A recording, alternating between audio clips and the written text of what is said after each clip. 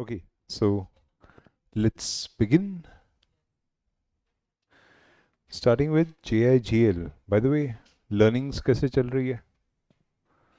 Okay, and this year काफ़ी heat है. So पढ़ते पढ़ते भी तकलीफ होती होगी कि इतना सारा एक ही जगह बैठ के पढ़ना मुश्किल हो जाता है. Okay, चलो.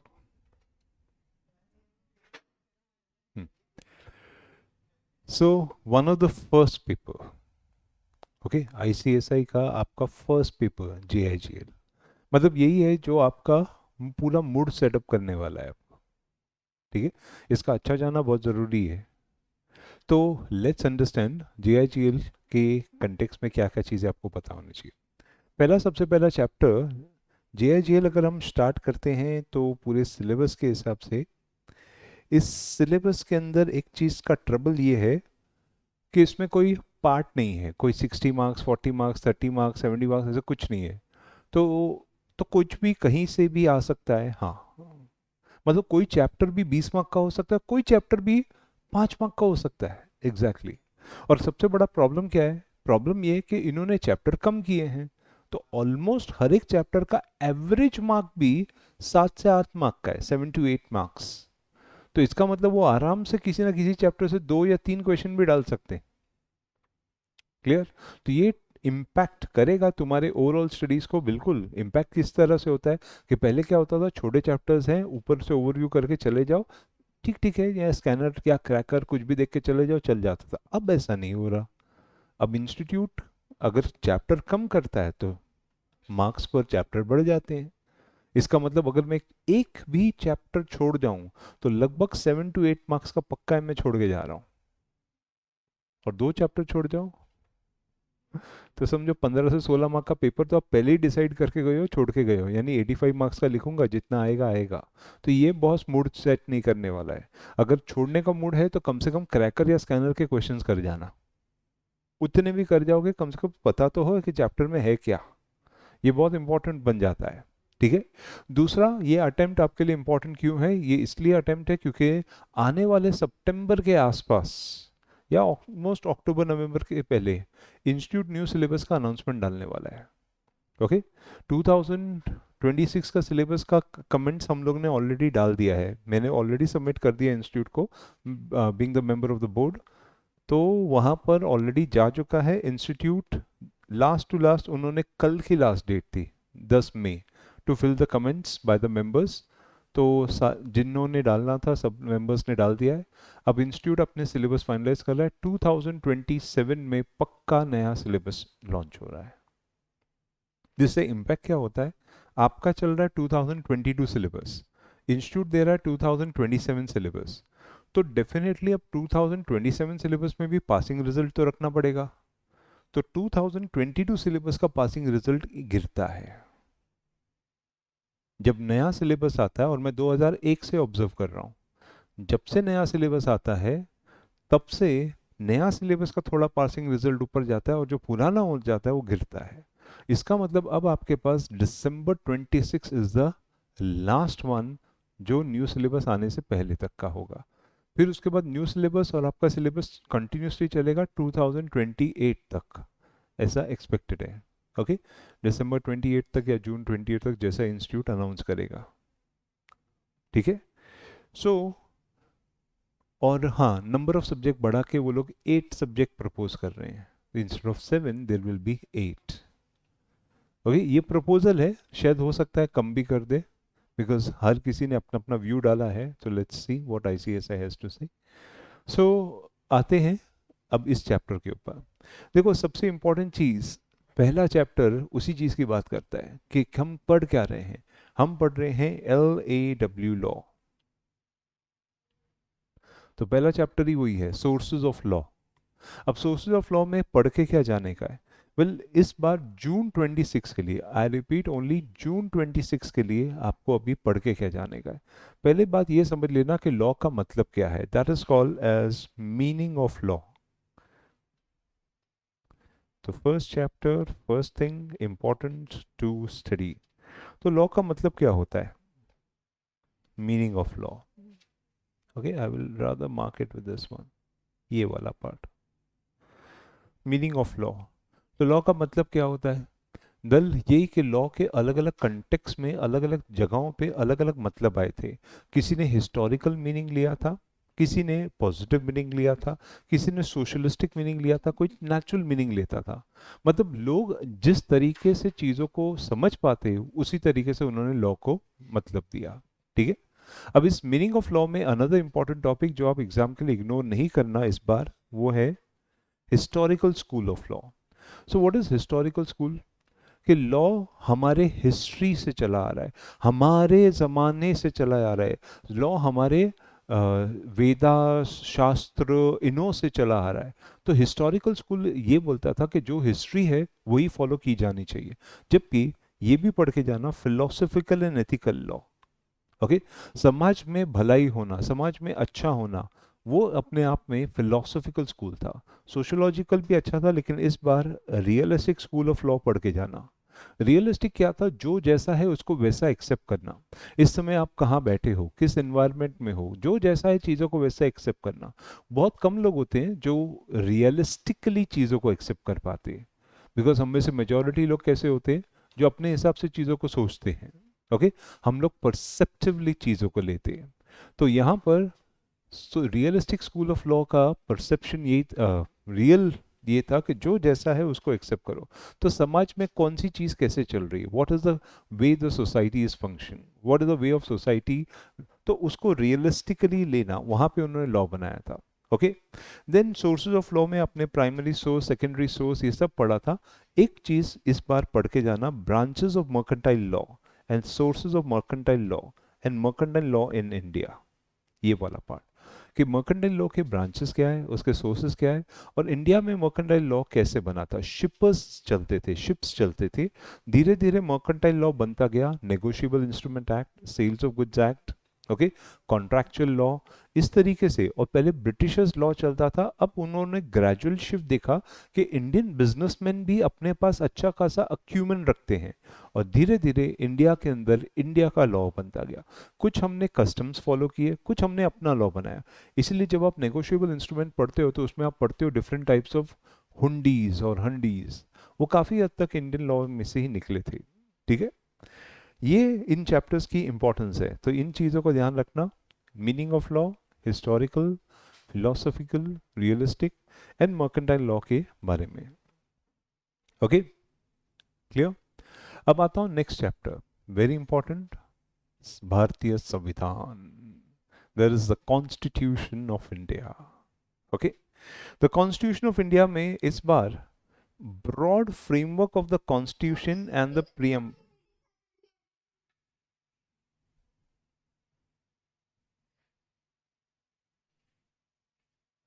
Broad framework of the constitution क्या है, उन चीज को पढ़ के जाना था. ओके.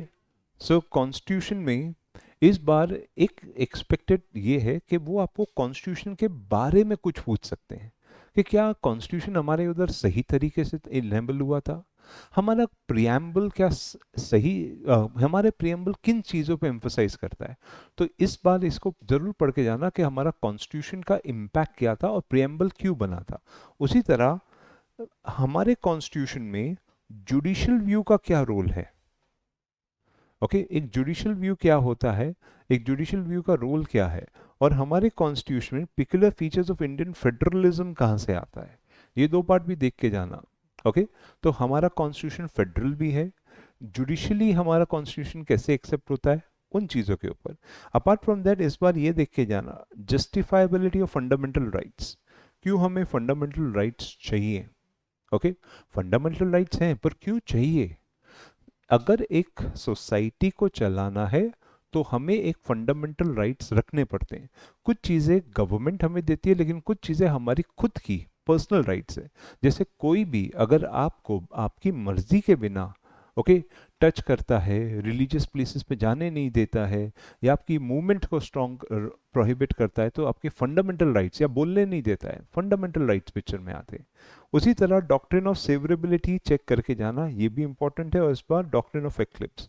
अब डॉक्ट्रिन ऑफ सेवरेबिलिटी क्या है, कभी कभी ना लॉ में एक ऐसा पार्ट होता है जिसको मैं अलग करके मैं पूरा लॉ देखूं तो बैठ जाता है। That is called doctrine of severability. Okay, अभी जब भी जैसे आप मार्केट में कोई चीज खरीदने जा रहे हो, ओके, और अगर कुछ चीज खरीदते हो और आप देखते हो कि इसमें एक दो चीज खराब है, जैसे लेट्स से मैंगोज खरीदे और एक दो खराब है, लेकिन बाकी सब अच्छे हैं, तो can you make a choice amongst the others which is good? Yes, you are severing the bad one to the good one. तो कभी कभी लॉ के इम्प्लीमेंटेशन में ऐसा हो जाता है कि ये इम्प्लीमेंट करना बहुत मुश्किल हो रहा है, लेकिन बाकी का पार्ट इम्प्लीमेंट हो सकता है। तो डॉक्ट्रिन ऑफ सेवरेबिलिटी बोलता है let's do the severance of the part which can not be implemented and then the rest be implemented. And what do you mean by eclipse? कभी कभी पुराना लॉ नए लॉ के पीछे छुप सकता है। Okay, that is called as eclipsed. Okay, clear? अभी जैसे एक जमाने में पुलिस एक्ट चलता था, ब्रिटिश का पुलिस एक्ट। वो लोग क्या करते थे, सारे इंडियंस को उठा के जेल में डालो। अब हमने महाराष्ट्र पुलिस एक्ट बनाया, इसमें क्या कर दिया कि हमने ब्रिटिश पुलिस एक्ट के अंदर के वो टर्म्स हटा दिए जिसमें इंडियंस को डालने की बात हुई थी, लेकिन हमने जो इंपॉर्टेंट वर्ड, जो इंपॉर्टेंट कंटेक्स्ट है, वो आज के तारीख में वही रखा है। ठीक है? अच्छा, एक बात बताओ, आईपीसी रिप्लेस हुआ कौन से एक्ट से? लेकिन जो गुनाह पहले हो चुके हैं वो तो आईपीसी से ट्राई हो रहे हैं ना, बराबर? तो the old IPC is now just eclipse by BNS, but the old law still prevails, it is still continuing in the own sense. Okay, जो न्यू केसेस आएंगे वो बीएनएस की तरफ जा रहे हैं। ठीक है, फाइन। ये देखने के बाद एक ये पढ़ के चले जाना, राइट ऑफ इक्वालिटी। ओके, कानून के सामने सब एक जैसे हैं, कानून की नजर में सब एक जैसे। Equality before the law, equal protection of law. Okay, तो राइट ऑफ इक्वालिटी जरूर देख के जाना। ओके, और इक्वालिटी के जो एग्जांपल्स है एक बार वो भी एक बार पढ़ के जाना। अपार्ट फ्रॉम दैट, इस बार के स्टडीज के लिए इक्वालिटी के साथ साथ you can also study right to education. Okay, government इस बार कुछ एजुकेशन के ऊपर लेके आई थी, इसके वजह से ये न्यूज़ में रहा है, तो ये वाला पार्ट भी देख के जाना कि हर एक एरिया के बच्चों के लिए या उनके डेवलपमेंट के लिए education can be a policy which can be given by the government. Okay, then apart from that ये पढ़ के जाओ, amendability of fundamental rights. Can fundamental rights be amended? Well, generally fundamental rights हम लोग change नहीं कर सकते, लेकिन हाँ, suitable changes can be brought which does not affect the basic structure of the fundamental rights. Okay, फिर आपने कई केसेस देखे, गोलकनाथ केस, केशवानंद भारती केस, वो सब केसेस सब ऐड वैड करके जाना। फिर एक और चीज पढ़ के जाना इस बार, फंडामेंटल ड्यूटीज, आर्टिकल 51A। तो हमारे राइट्स के साथ साथ कुछ हमारी ड्यूटीज है जो स्टेट की तरफ से इम्पोज है, which is coming from none other than directive principles of state policies. वहां से वो ड्यूटीज कास्ट आउट की गई है। Okay, then apart from that read this, legislative powers of union and states. So कौन से लॉ यूनियंस पास कर सकते हैं, कौन से लॉ स्टेट गवर्नमेंट पास कर सकते हैं, और ओवरऑल इसका असर क्या होता है। ओके, तो आपने पढ़ा union list, concurrent list, state list.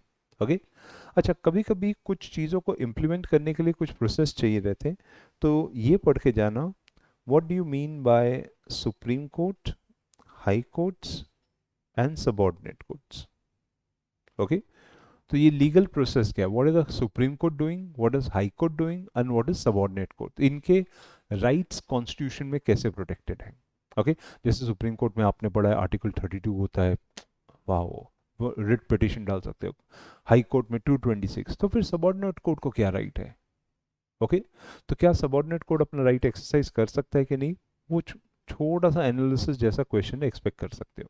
ठीक है, देन ये भी पढ़ के जाना, that is called as classification of subordinate legislation and classification of delegated legislation. Okay, तो दो तरह के लेजिस्लेशन होते हैं, जिनको हम नीचे वालों को काम करने के लिए दे सकते हैं और जिनको हम नीचे वालों से ही काम करवाएंगे, हम लोग दे नहीं सकते, अपने पास ही रख सकते हैं। ओके, अब जैसे एक कमिश्नर ऑफ पुलिस, एक कमिश्नर ऑफ पुलिस ही हो सकता है, वो किसी अपने रिश्तेदार को कमिश्नर नहीं बना सकता, क्योंकि कमिश्नर बनने के लिए यूपीएससी का एग्जाम, आईपीएस पास करना पड़ता है, वो सब चीजें हैं। ओके, लेकिन कमिश्नर ऑफ पुलिस नीचे वाले ऑफिसर्स को एक एरिया में अरेस्ट करने की पावर्स दे सकता है कि ये एरिया में जाके सो एंड सो अरेस्ट करके लेके आओ। तो what is delegated legislation and what is subordinated legislation? Okay, तो वो पार्ट आता है कि जो हेल्पफुल करे किसी लॉ को वो सबऑर्डिनेट लेजिस्लेशन है, और जो चीजें नीचे दी जा सकती है वो डेलीगेटेड है, otherwise all powers can not be delegated in law. Okay, then इस बार थोड़ा स्ट्रेंज है, पर ग्लॉसरी पढ़ के जाना, थोड़ा स्ट्रेंज है लेकिन बोल रहा हूं ग्लॉसरी पढ़ के जाना। ओके, सो ये आपको हेल्प करेगा इस चीज में। Okay, the glossary part, do read it, थोड़ा स्ट्रेंज लगेगा लेकिन यस। Okay, fine.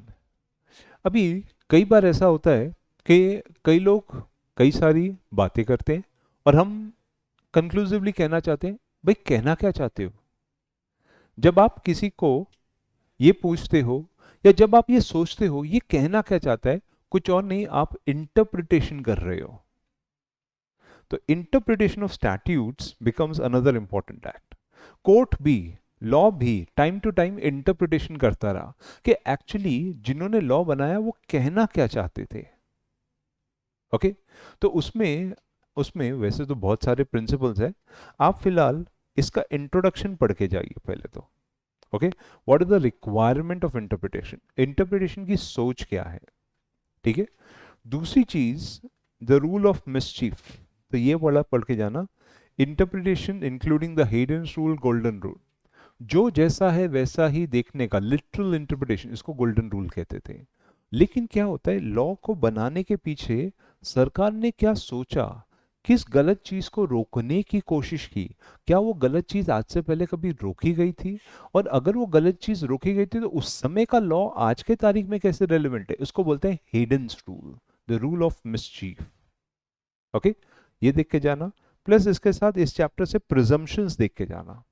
लॉ अपने आप में कुछ चीजें प्रिज्यूम करता है, जैसे किसी ने चेक लिखा तो इट इज प्रिज्यूम्ड कि वो पर्सन किसी की पेमेंट करना चाहता था, नहीं तो चेक क्यों लिखा, बराबर। तो एक प्रिजम्पशन चलता है। अगर आपने कॉन्ट्रैक्ट साइन किया तो इट इज प्रिज्यूम कि आपने कॉन्ट्रैक्ट पढ़ा है, उसके टर्म्स समझे हैं तभी साइन किया, नहीं तो ब्लाइंडली कैसे साइन किया, नहीं तो आप पढ़े लिखे कैसे हुए। क्लियर। तो ये कुछ प्रिजम्पशंस लॉ में चलते हैं, तो लॉ उस प्रिजम्पशंस के हिसाब से कैसे आगे दिखता है। प्लस इस बार ये देख के जाना, prospective and retrospective operation. Law operative, जैसे क्रिमिनल लॉ आज के तारीख से चलता है, लेकिन कुछ लॉ पीछे के, जैसे ओके जैसे बीच में इनकम टैक्स लॉ को पीछे की तरफ से इंप्लीमेंट करवाया था तो सुप्रीम कोर्ट के अंदर गया था केस, काफी झगड़े हो गए थे। प्रोस्पेक्टिव एंड रिट्रोस्पेक्टिव, कुछ चेंजेस बैकडेटेड चल सकते हैं, कुछ चेंजेस हमेशा फॉरवर्ड डेट में चलते हैं, आगे ही चले। ओके, वो देख के जाना। प्लस इस चैप्टर से ये देख के जाना, रिपग्नेंसी विद अदर स्टैट्यूट्स। ओके, कभी कभी क्या होता है, एक लॉ दूसरे लॉ के सामने आके यूजलेस हो जाता है, इंप्लीमेंट नहीं हो सकता। ओके, तो रिपग्नेंसी आ जाती है। रिपग्नेंसी का मतलब होता है it has no utility left.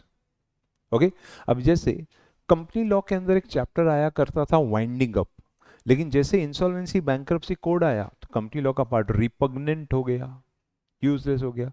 अभी तुम्हारे केस में एक चैप्टर चल रहा था सीआरपीसी, लेकिन जैसे ही सीआरपीसी के जो सेक्शन बीएनएसएस में नहीं लिए गए वो रिपग्नेंट हो गए, वो यूजलेस हो गए, उसमें इंप्लीमेंटेशन नहीं है अब। ओके, तो रिपग्नेंसी ऑफ लॉ आता है स्टैट्यूट्स में और किस तरह से को इम्पैक्ट करता है। Plus this time do read this part that is called conflict between statute rules and regulations. Okay, जिसको कॉन्फ्लिक्ट्स ऑफ लॉ भी बोलते हैं। तो कभी कभी क्या होता है, एक्ट रूल्स एंड रेगुलेशंस में झगड़ा है तो कौन सा प्रिवेल करेगा, तो थंब रूल था सेक्शन प्रिवेल्स। सेक्शन यानी स्टैट्यूट हमेशा प्रिवेल करता है। हाँ, अगर वो स्टैट्यूट को खराब नहीं कर रहा तो रूल्स एंड रेगुलेशंस में हम लोग बीच का रास्ता ढूंढते हैं। एनीवन, वो बीच के रास्ते को क्या बोलते हैं इंटरप्रिटेशन में, हार्मोनियस कंस्ट्रक्शंस। तो कभी कभी रूल्स एंड रेगुलेशंस पढ़ने पे लगता है यार ये सेक्शन की बात कुछ और कर रहा है, हम कुछ कर रहे हैं, तो बीच का रास्ते को बोलते हैं हार्मोनियस कंस्ट्रक्शंस। कैसे वो यूज करेंगे, एंड ये जरूर एक बार देख के जाना है, doctrine of impossibility of performance. Okay, अच्छा एक चीज बोल दूं, काफी स्टूडेंट बोलते हैं सर ये लर्न करना है, कुछ लर्न नहीं करना है, सिर्फ 2 बार रीड करना है बस। ये आपकी नॉलेज में होना चाहिए कि एग्जाम में मुझे सरप्राइज ना लगे यार ये भी था क्या। ये नहीं होना चाहिए। तो मॉड्यूल से जो चीज़ें बता रहा हूँ वो उनको सिर्फ 2 बार अच्छे से रीड करना है। हो सकता है किसी को 2 बार में समझ में आया तो एक बार और रीड कर लेना, 3 बार बस। सिर्फ रीड करना है सर, बस लर्न मत करने बैठना, सिर्फ समझने का है। तो 2 बार रीड करो, हो गया। नेक्स्ट टॉपिक लिखेगा, चलेगा, चलेगा। Instead of leaving the question you can write. Okay, clear. नहीं, वो होता है कई बच्चों के साथ, मैंने पेपर चेकिंग की है, कई बच्चे ऑलमोस्ट 80% पेपर ऐसे ही लिखते हैं। मिलते हैं ना, मार्क्स तो देते हैं। ऑलमोस्ट 80% पेपर ऐसे ही लिखते हैं कि उनको याद कुछ नहीं आया, तो जो याद आया वो लिखते जा रहे हैं, पर मार्क्स मिलते हैं। यस, आईसीएसआई ये तो कंसिडर करती है कि उन्होंने क्या डिस्कस किया, एनालिसिस किया, तो उसके हिसाब से मार्क्स तो मिलते हैं। कभी 1 मार्क 2 मार्क, एब्सोल्युटली अगर आपने छोड़ दिया तो 100 माइनस दैट मार्क्स। जैसे 4 मार्क का क्वेश्चन छोड़ दिया तो आपका पेपर सीधा 96 का हो गया। फिर से अगर 4 मार्क का दे दिया, पेपर 92 का हो गया। तो उसमें तो मार्क्स मिलने के चांस ही नहीं है। कुछ लिखा तो शायद इंस्टीट्यूट उसमें कंसिडर करती है कि ये रेलिवेंटली डिस्कस किया है। Okay, clear. पर हाँ, पिक्चरों की कहानियां, गाने, पोएट्री, वो सब लिख के मत आना। ओके, उल्टा तुम अपनी इमेज खराब कर दोगे पेपर चेकर के सामने। क्लियर। तो पिक्चरों की कहानियां, पोएट्री रखो, वो इंस्टा पे डिस्कस करना कभी। Okay, then coming to the next important part, this is doctrine of impossibility of performance के साथ साथ इस चैप्टर का भी ग्लॉसरी एक बार देख के जाना। इस चैप्टर का भी, सारे चैप्टर्स का नहीं देखना है, गिनती के थोड़ी हैं, उनका एक बार ग्लॉसरी देख के जाना। ठीक है, अब आते हैं chapter number 4, administrative loss. Okay, किस तरीके से पूरी ब्यूरोक्रेसी का एडमिनिस्ट्रेशन होता है। और कई बार होता है कि इन लोगों के इंटरनल वॉर्स वगैरह भी होते हैं, ब्यूरोक्रेसी ये नहीं चाहता, वो नहीं चाहता, कैसे मैनेज करेंगे उसको। इसको हम लोग बात करते हैं एडमिनिस्ट्रेटिव लॉस के अंदर। ओके, सो इसमें judicial review and other remedies वाला एक ये सेगमेंट पढ़ के जाना। ओके, कि जुडिशरी किस तरीके से एडमिनिस्ट्रेटिव लॉ को देखती है, कौन सी चीजें जुडिशियल ट्रायल्स में एक्सेप्टेबल है और कौन सी चीजें नहीं। ओके, जैसे आई कैनॉट चैलेंज बंगाल का इलेक्शन इन सुप्रीम कोर्ट। सी, वो एडमिनिस्ट्रेशन अलग है, इलेक्शन कमीशन का रोल अलग है, तो you cannot be challenging that. आपके पास सबूत है कि इलेक्शन कमीशन कुछ गलत कर रहा है तो वो चैलेंज कर सकते हो, but you cannot be challenging in election itself. Okay, supreme court उसके ऊपर ऑर्डर्स नहीं दे पाएगा। तो ये जुडिशियल बाइफर्केशन चाहिए। एंड इसके साथ liability of state government in contracts and validity of contract with the government, ये पार्ट देख के जाना। तो अगर स्टेट गवर्नमेंट कॉन्ट्रैक्ट्स में उतरती है तो उसकी लाइबिलिटी क्या है, उसकी वैलिडिटी क्या है, वो सारी चीजें। ठीक है, प्लस डैमेजेस का कंसेप्ट क्या होता है एडमिनिस्ट्रेशन में, what is damages and how damages are claimed in the context of administrations. Okay, so जैसे आपके घर के पार कोई काम वाम कर रहा था, पत्थर का या सड़क तोड़ने का, एकदम एक पत्थर उड़ के आपके घर के अंदर लगा जोरदार, तो is the state government liable for damages. आप समझ में आया what am I saying, damages by the state governments. ठीक है, बाकी इस चैप्टर में इतना ही पढ़ने का है। यस, जो भी आप लोगों ने अभी तक पढ़ा है वो आप अच्छे से पढ़ो, इसकी बस रीडिंग ऊपर से करके जाना, so that you don't get surprises in exams. Okay, ये एक्स्ट्रा रीड करने के लिए। बाकी जो आप लोगों ने पढ़ा है, भले ही आप कुछ और नहीं तो क्रैकर, स्कैनर, जो भी आप पढ़ रहे हो उतना भी काफ़ी है, ये काफ़ी है। If you are reading from Cracker and Scanner, that too is good. If you are reading from class notes, that too is good. See, ultimate goal is you should clear the exam. Okay? Then you keep giving credit to whatever you want. But your clear exam is all that is wished. Okay? आप लोगों को professionals में देखूं, I will be rather more happy. Okay? Then, law of torts. ऐसा कानून जिसमें गलत करने के लिए है, टॉट मतलब रॉन्ग, सिविल रॉन्ग, सो गलतियों का कानून। सो ये अमेजिंग लॉ है। अमेजिंग इसलिए है क्योंकि इसमें कोई सेक्शन नहीं है, लेकिन फिर भी ये काफ़ी सारी चीज़ें बेसिक जो सोसाइटी में होती रहती है उन चीज़ों को कवर करता है, सोसाइटी में ऊपर नीचे होना, गलत छोटी छोटी चीज़ों में, ठीक है। अच्छा, इस कंटेक्स्ट में पढ़ना क्या है, इस कंटेक्स्ट में आपको applicability of Rylan versus Fletcher ये अच्छे से पढ़ के जाने का है इस बार, ओके। अगर आप लोगों ने ऑलरेडी पढ़ लिया है, don't bother to read it again, फिर हो गया ये काम। बाय चांस अगर किसी स्टूडेंट ने नहीं पढ़ा है तो सिर्फ रीड कर जाना, सर मैंने रेलन वर्सेस फ्लेचर पूरा पढ़ लिया है, तो ठीक है, हो गया, बार बार थोड़ी ना पढ़ने का है। Don't bother to read it again. If you feel कि सर इस कंटेक्स्ट में ये पार्ट मैंने नहीं पढ़ा था, तो just read it and go, okay.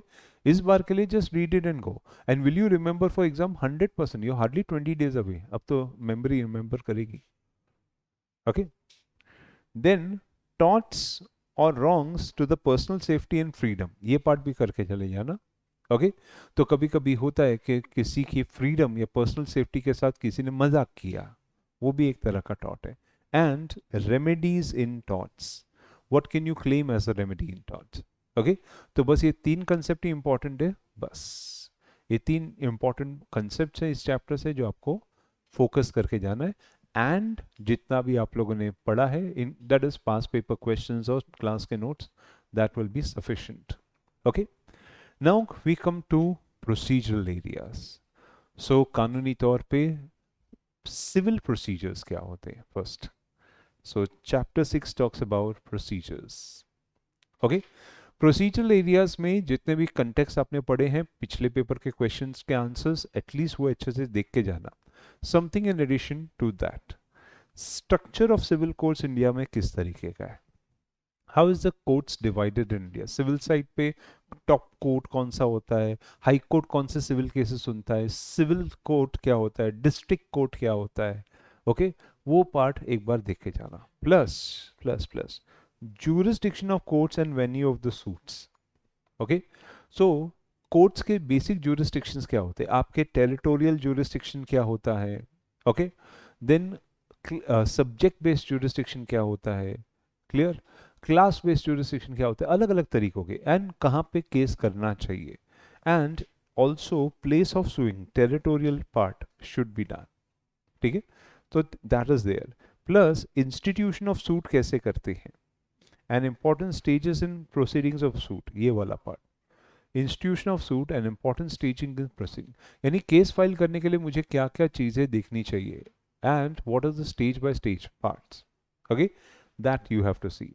Then apart from this, the other area that you should study is suit by और अगेंस्ट माइनर्स एंड लुनेटिक्स। तो माइनर्स एंड लुनेटिक्स अगर केस करेंगे या उन पे केस होगा प्रॉपर्टी का या किसी चीज का, तो कैसे उसको इंप्लीमेंट करते सिविल प्रोसीजर्स में, that will be helpful, okay. Apart from that ये पढ़ के जाना, what do you mean bye commercial courts, what do you mean bye commercial courts, okay. High court में या सिविल कोर्ट में एक स्पेशल डिवीजन क्रिएट किया जाता है ताकि कमर्शियल मैटर्स जैसे IPR matters, matters of corporate contracts and interest, वो सब कमर्शियल कोर्ट्स ट्राई करेगा, ठीक है। And one more thing, appeals, okay. So what is the civil side appeals, civil side के अपील्स किस नेचर में होते, कैसे होते हैं, okay. Do read it, okay, do read it.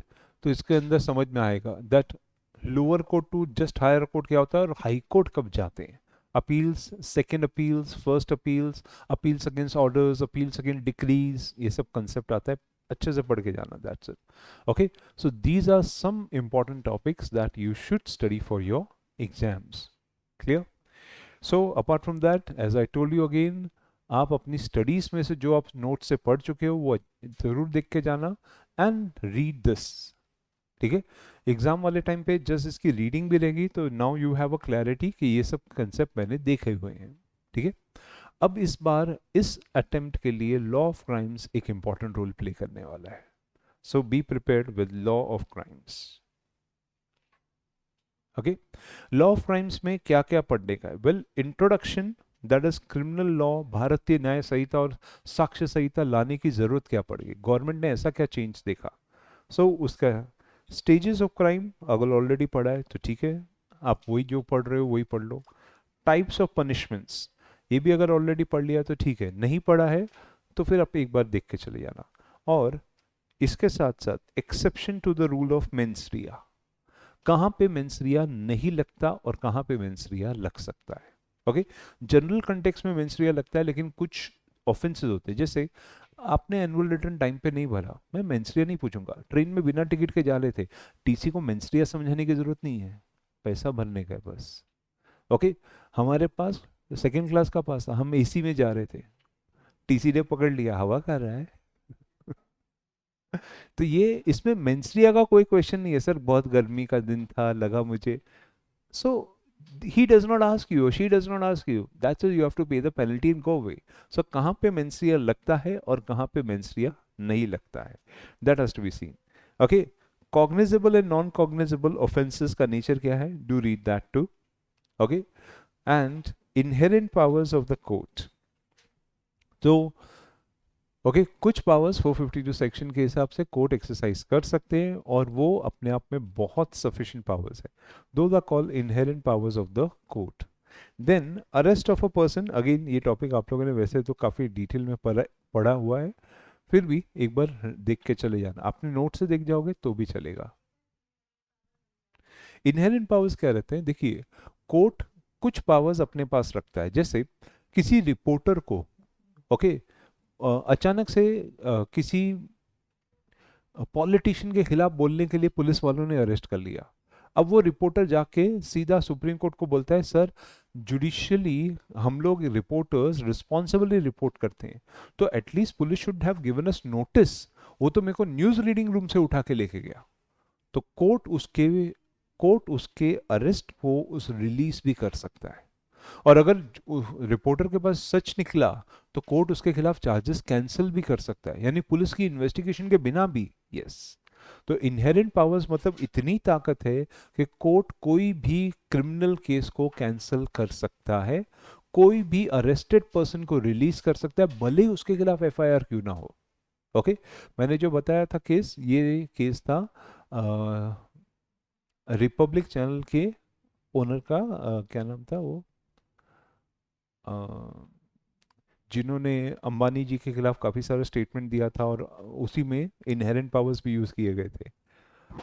Republic channel में कौन बोलते हैं वो, अर्नब गोस्वामी, एग्जैक्टली अर्नब गोस्वामी के खिलाफ अरेस्ट वारंट आया था और उन्होंने सुप्रीम कोर्ट का अप्रोच किया और फिर बॉम्बे हाई कोर्ट को अप्रोच किया। तब इनहेरेंट पावर्स का यूज़ हुआ था कि आप ऐसे ही किसी रिपोर्टर को उठा के नहीं ला सकते, you should have follow the process. Okay, so कभी कभी इनहेरेंट पावर्स इस तरीके से आते हैं। Okay, just a minute.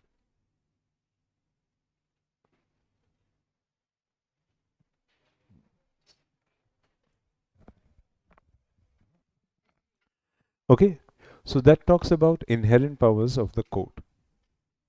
ठीक है, सो अरेस्ट करने का तरीका भी आप लोगों ने पढ़ा है, अरेस्ट कब कब कर सकते हैं और किस नेचर में और क्या प्रिकॉशंस देने चाहिए। देन इस चैप्टर से another thing that is called summons case and warrant case.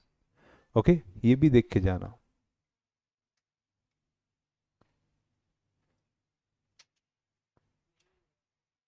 Summons case and warrant case. Okay,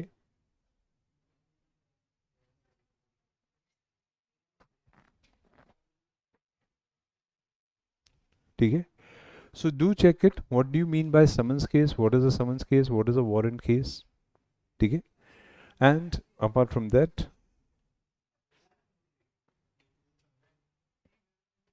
okay, yeah, summons to produce certain things, ये वाला part. Okay, summons to produce certain things, तो ये देख के जाना what documents कभी कभी production के लिए कोर्ट का ऑर्डर आता है। Plus compounding of offences, CP criminal side पे ऑफेंसेस के कंपाउंडिंग के नेचर क्या आते हैं, and how do you compound the offences of a particular nature. क्या कंपाउंडिंग का मतलब? सेटलमेंट। जैसे तुझे किसी केस में तू आज बिना टिकट के ट्रैवल कर रहा था और तेरे पास पैसे भी नहीं थे, तो पुलिस ने अरेस्ट कर लिया। अब पुलिस वाले रेलवे पुलिस वालों ने बोला अभी कल सुबह तुम्हें कोर्ट में प्रोड्यूस करेंगे। तूने कोर्ट में जाके बोल दिया कि sir I am really sorry लेकिन मेरे पास नहीं थे, but I can arrange if you allow me a call to my parents. तो पेरेंट्स को बुलाया गया और आपने उधर सेटलमेंट किया, उसको कंपाउंडिंग बोलते हैं। तो छोटे छोटे ऑफेंसेस कंपाउंड हो सकते हैं। लेट्स सपोज तुम्हारे घर पे चोरी हुई और जो चोरी था वो नौकरी था, पकड़ा गया, तो क्या वो सेटल कर सकता है? क्या तुम उसे माफ कर सकते हो? हाँ, कंपाउंडिंग। तो जो छोटे छोटे ऑफेंसेस होते हैं जिसमें आप माफी दे सकते हो या फिर पेनल्टी भर के सेटल कर सकते हो, उसको कंपाउंडिंग बोलते हैं। ओके, क्रिमिनल साइड पे वो ऑफेंसेस कर सकते हैं। ठीक है, पूरा पार्ट लिखवाया हुआ है, नोट्स में जाके रीड भी करना, what is the nature of compounding. Then apart from compounding, direction for grant of bail, ये वाला एप्रीहेंडिंग अरेस्ट, एंटिसिपेटरी बेल्स क्या होते हैं? ठीक है, जहां पे हमें लगता है शायद पुलिस वाले हमें अरेस्ट करेंगे, पर उस केस में अपने आप को बचाने के लिए आप बेल ले सकते हो। Then limitation for taking cognizance of certain offences.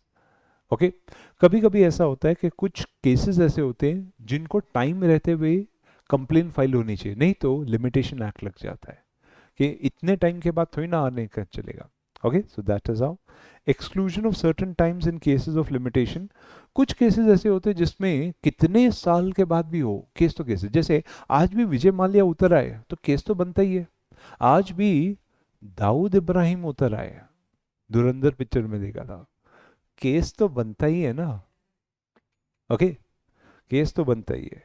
And कभी कभी ऑफेंसेस ऐसे होते हैं जो कंटिन्यूइंग नेचर के होते हैं। अभी कंटिन्यूइंग नेचर का मतलब, जैसे अपने क्लास के एक लड़के ने किसी बच्ची को किडनैप कर लिया, तो इन दैट केस ऑफेंस अपने आप में कंटिन्यूइंग है, यस, जब तक आपने उसको छोड़ा नहीं, हर दिन कंटिन्यूइंग ऑफेंस ले रहा है।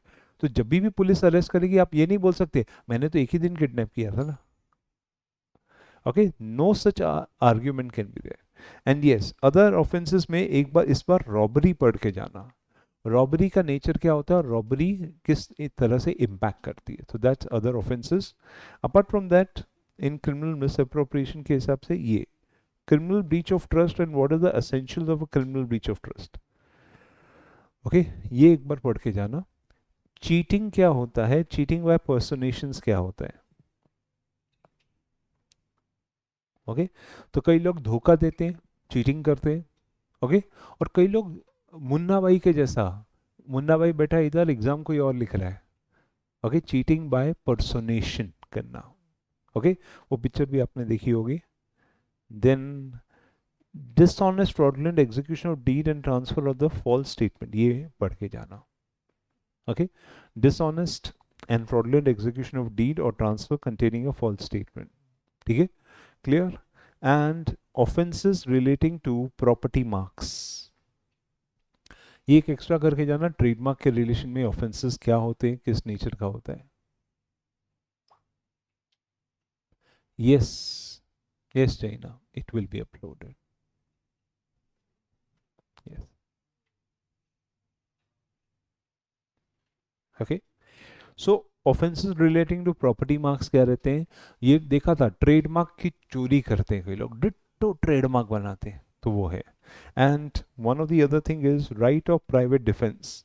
ये समझाते समय मैंने समझाया भी था कि कई बार लड़कियों को सिखाया जाता है कि private defence, welcome China, private defence लेना पड़ता है, तो वो प्राइवेट डिफेंस अपनी इज्जत बचाने के लिए या बेसिक डिफेंस राइट तक वैलिड है, क्रिमिनल लॉ उसे एक्सेप्ट करता है।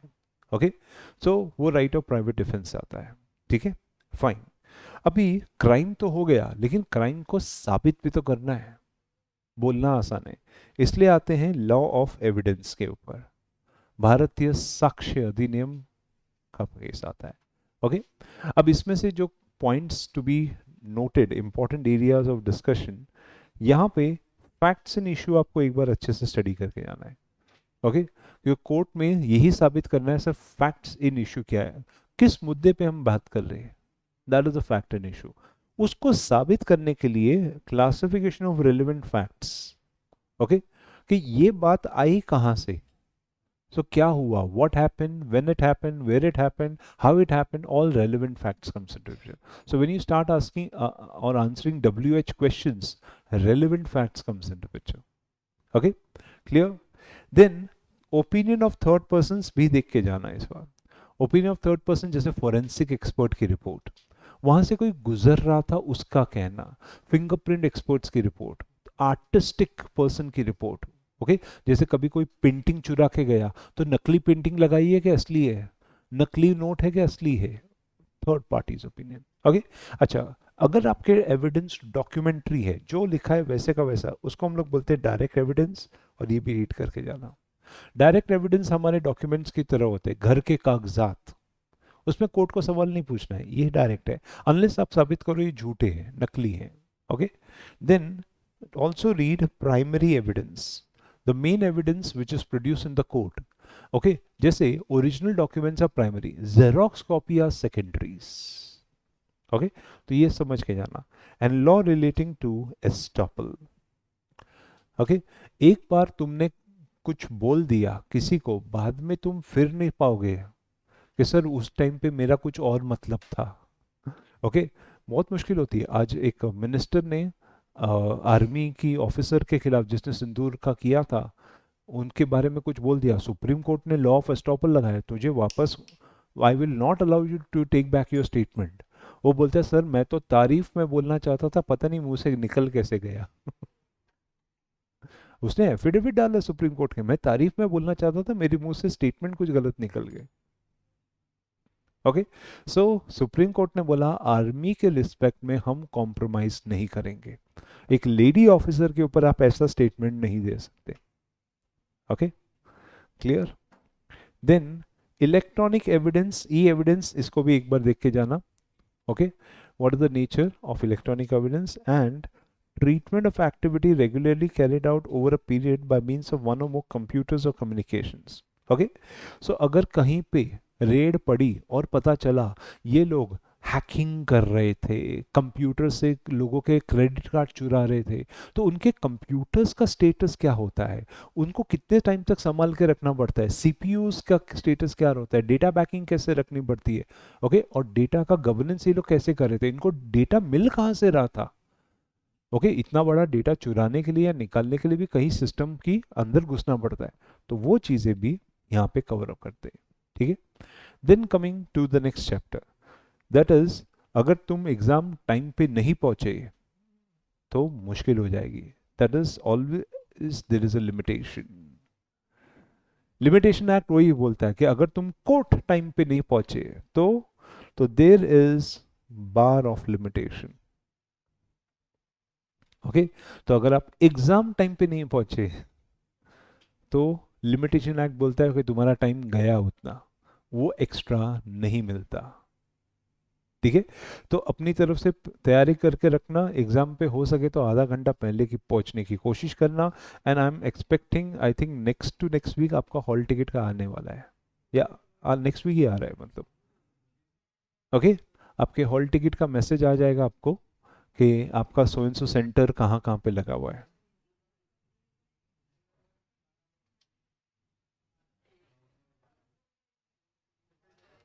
या यार it's very simple, can you understand. चलो हैर ने पूछा sir what do you mean by fine and penalty. So what is the difference between fine and penalty.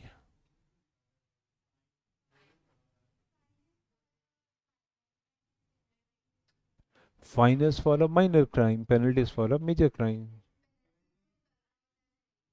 Exactly exactly penalty जो करना होता है आपने नहीं किया तो पेनल्टी है, और फाइन जो नहीं करना था वो किया। ओके जैसे अगर आप बिना टिकट के रेल ट्रैवल कर रहे हो, बिना रेड सिग्नल देखते हुए भी बाइक निकाल रहे हो, उस पर फाइन लगता है और फाइन में बात खत्म हो जाती है। पेनल्टी में क्या होता है कि आपको प्रॉपर एनुअल फाइलिंग करनी थी, नहीं की, ठीक है, पेनल्टी पे करके पर फाइलिंग कंप्लीट करनी है। कई लोग समझते हैं पेनल्टी पे हो गया बस हो गया, फाइलिंग कौन करेगा। आपने कोर्ट का ऑर्डर एमसीए रिकॉर्ड्स आईएनसी 28 में नहीं डाला, आप लोगों ने पढ़ा है। सर सबसे बड़ा स्पेशल रेजोल्यूशन पास हुआ, एमजीटी 14 फाइल नहीं किया, तो अब पेनल्टी तो लगेगी, लेकिन पेनल्टी लगने के बाद क्या, एमजीटी 14 तो फाइल करना ही है ना, वो करना पड़ेगा। तो penalty requires an action, fine does not require me action, fine requires a payment of penalty and that's it.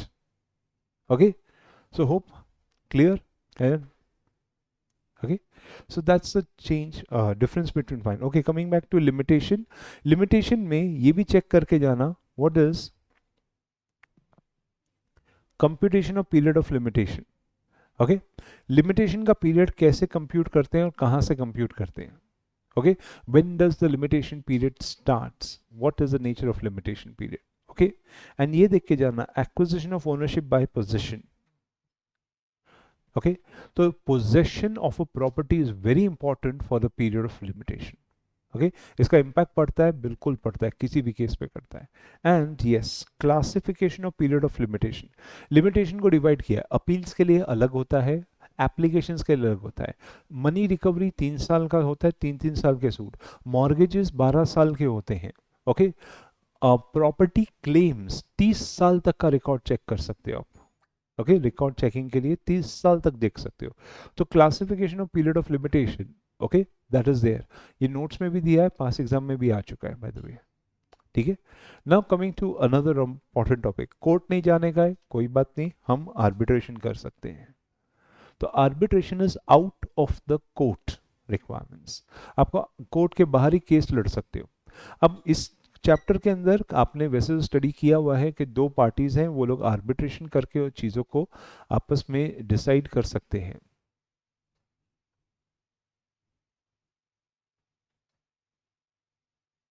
Yes, China, it will be after the markings.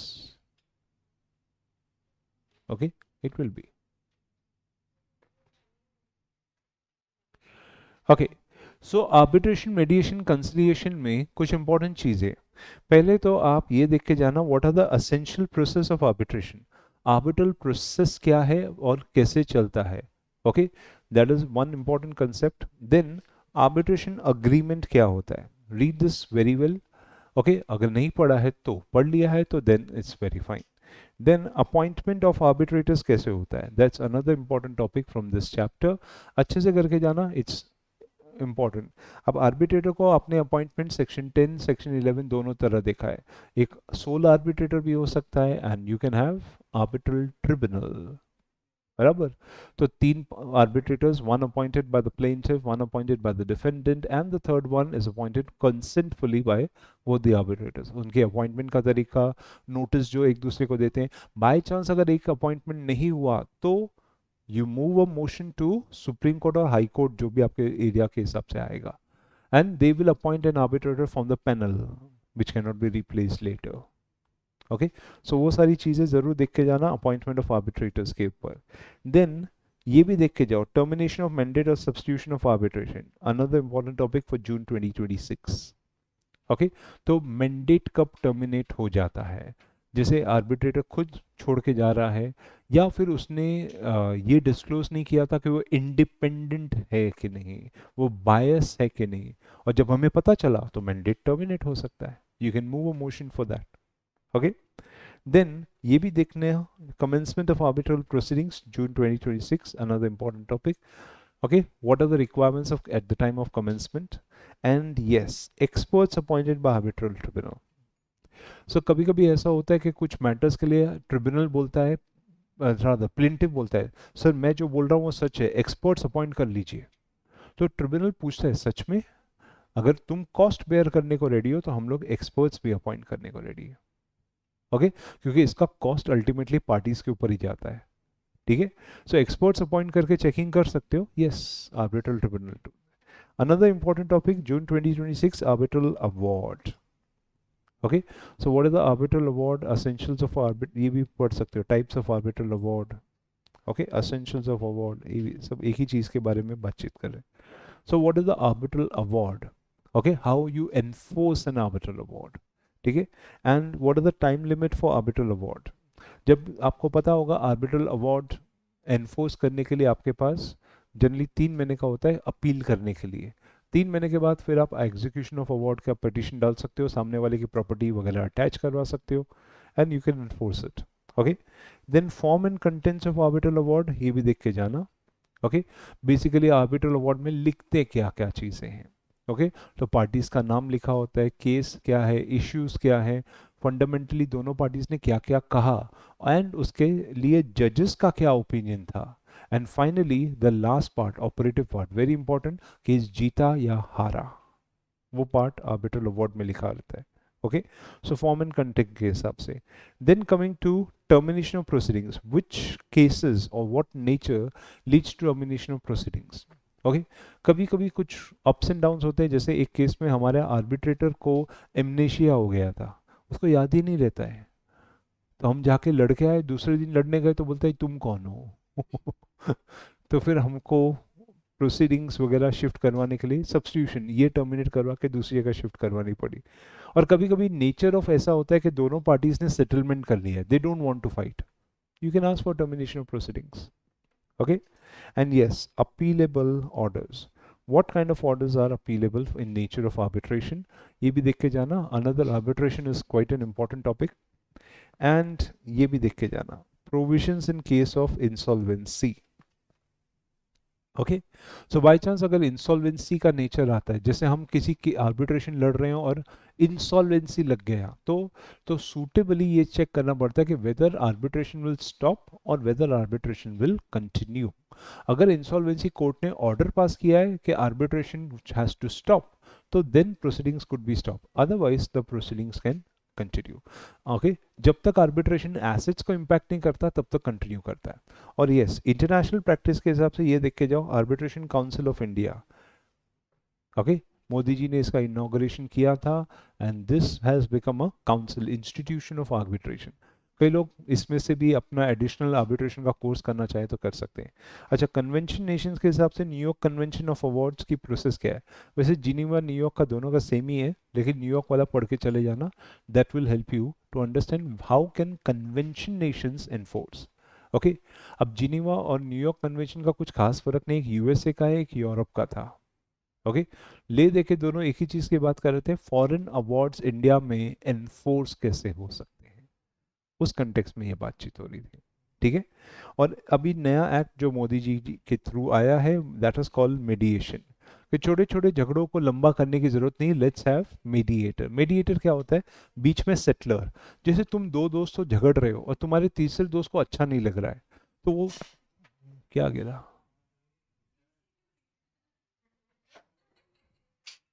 ओ ठीक है, साइड में रख दे, मैं बात कर, साइड में इधर आ गया.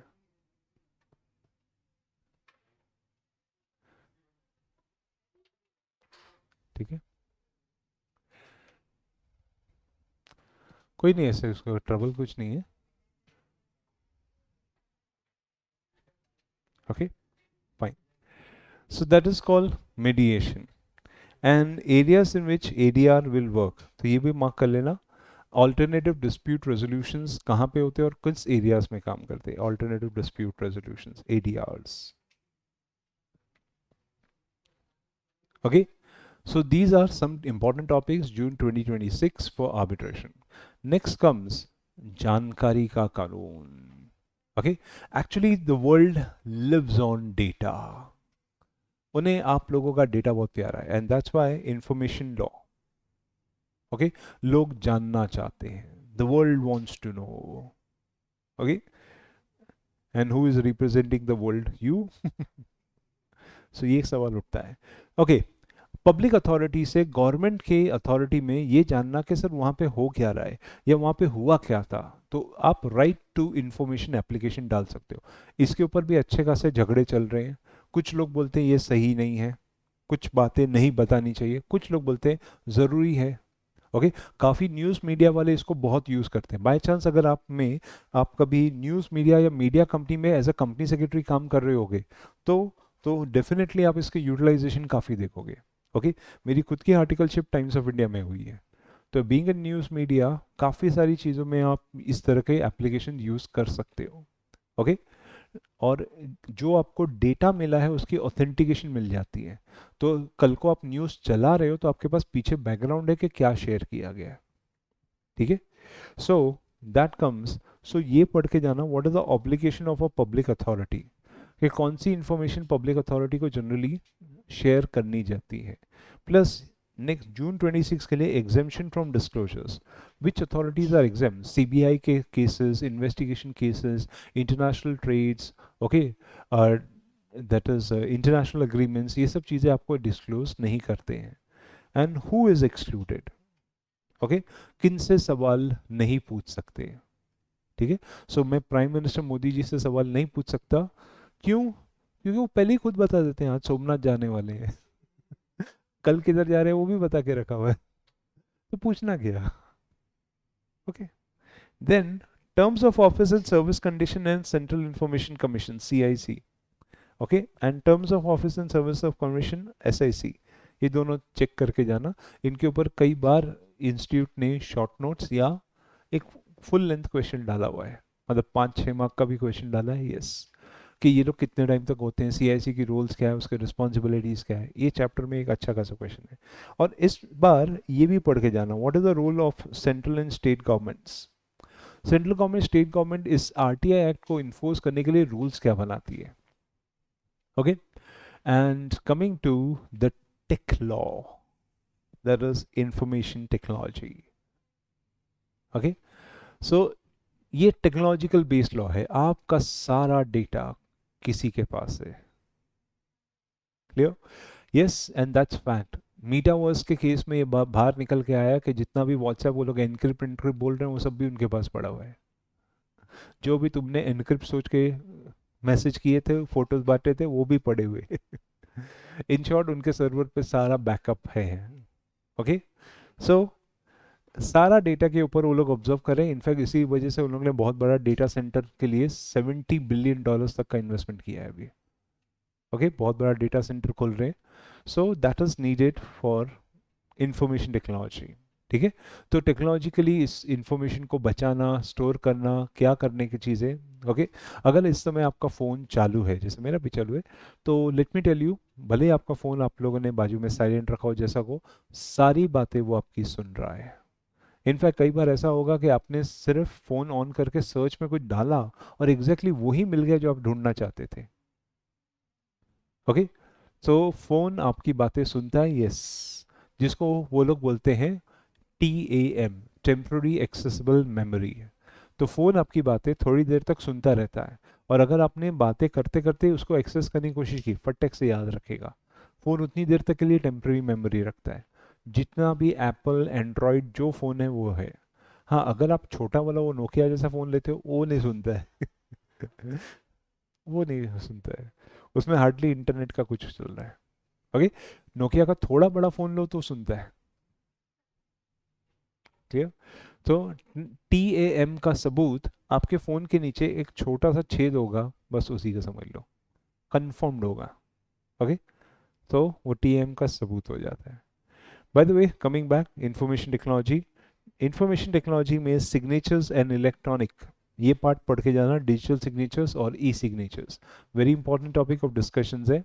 ओके, कई बार कई जगहों पे आप DSC लगाते हो, और कई बार पेन लेके ना PDF पे साइन कर लेते हो, तो उसको ई सिग्नेचर्स बोलते हैं. और ई सिग्नेचर्स आज के कॉर्पोरेट वर्ल्ड में बहुत पॉपुलर है. प्रॉब्लम क्या है कि डायरेक्टर्स ट्रैवल कर रहे हैं, तो मैं हर जगह DSC लगवा नहीं सकता, तो ई सिग्नेचर्स तो करवा के मंगवा ही सकता हूँ. फिर उसके बाद DSC वगैरह भी कंपैक्ट लगा सकते हो. Audit of documents in electronic forms. तो welcome to the world of AI. आज AI की दुनिया में काफ़ी सारे ऑडिटर्स अब ऑडिट करने कंपनियों में नहीं जाते, वो अपने ऑफिस में बैठ के पूरा ऑडिट कर रहे हैं.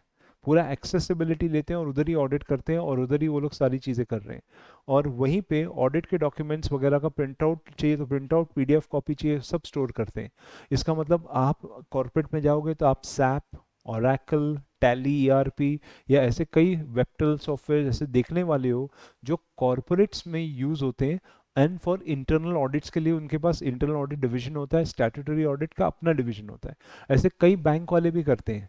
जैसे आप निकलोगे आर्टिकलशिप में आपको दिखने लगेगा कि अच्छा सर ये तो अलग अलग सॉफ्टवेयर यूज़ होते हैं. यस, कई बैंकों में अलग है. जैसे SBI में अपना खुद का POS सॉफ्टवेयर है, जबकि आप HDFC जाओगे उसका खुद का सॉफ्टवेयर अलग है. ओके, ये हमको क्यों पता होना चाहिए? सिंपल है, या तो आप बैंकों में काम कर रहे हो, या हो सकता है आप बैंकों का ऑडिट कर रहे हो. बैंकों को भी चाहिए audit. Yes, secretarial and banking law audits होते हैं जिसमें अपने को सर्टिफिकेशंस देने पड़ते हैं. ओके। सो ऐसे कई सारे काम हैं जिसके लिए इंफॉर्मेशन टेक्नोलॉजी आपको समझ में आनी बहुत ज़रूरी हो गई है। Okay, I am not asking you to learn Python and Java and all this thing, वो तो लर्न करने की ज़रूरत नहीं, वो तो क्लाउड ने वैसे उनकी मार के रखी है। बट येस, आपको कंप्यूटर एक्सेसिबिलिटी और बेसिक से थोड़ा एडवांस लेवल तक अब आई एआई को छोड़ के भी कंप्यूटर में जंपिंग कैसे होती है, सॉफ्टवेयर कैसे रीड करते हैं, ये सब चीज़ें और ये जानना बहुत ज़रूरी है। ओके, तो ये इंफॉर्मेशन हेल्प करेगा, यस। ओके, आप उसके लिए चाहिए तो कोई भी कोर्स कर सकते हो, CISA कोर्स होता है, certified information system and audit का कोर्स। इंडिया में डीसा होता है, डिप्लोमा, ये सी इंस्टीट्यूट करता है, diploma in information system audit. Okay, अगर आप प्रैक्टिस की तरफ देख रहे हो, अगर आप प्रैक्टिस की तरफ नहीं देख रहे हो, तो जैसे आप कंपनियों में जाओगे या आर्टिकलशिप में जाओगे, अपने आप को थोड़ा कंप्यूटर में एडवांस करना शुरू कर देना, क्योंकि आने वाला टाइम काफ़ी एडवांस लेवल पे आ रहा है। ओके, आने वाला महीना भरी में ही या 2-3 महीने में आपको और न्यूज़ आती जाएगी। तो प्लीज़ उसके लिए, आर्टिकलशिप के लिए रेडी हो जाओ। Okay, now coming to this audit of documents के साथ, another important thing, time and place, oh sorry here it is, time and place of dispatch. किस टाइम पे कितने बजे हमने भेजा था, ईमेल्स से कोड टाइम और डेट नोट करते हैं, इसको बोलते हैं आईटी एक्ट के अंदर important, noting the time and place. अगर वो सब चेंज भी करने का तो उसका तरीका है, यूट्यूब पे वीडियो देखना, यहाँ पे बताना इलीगल होगा।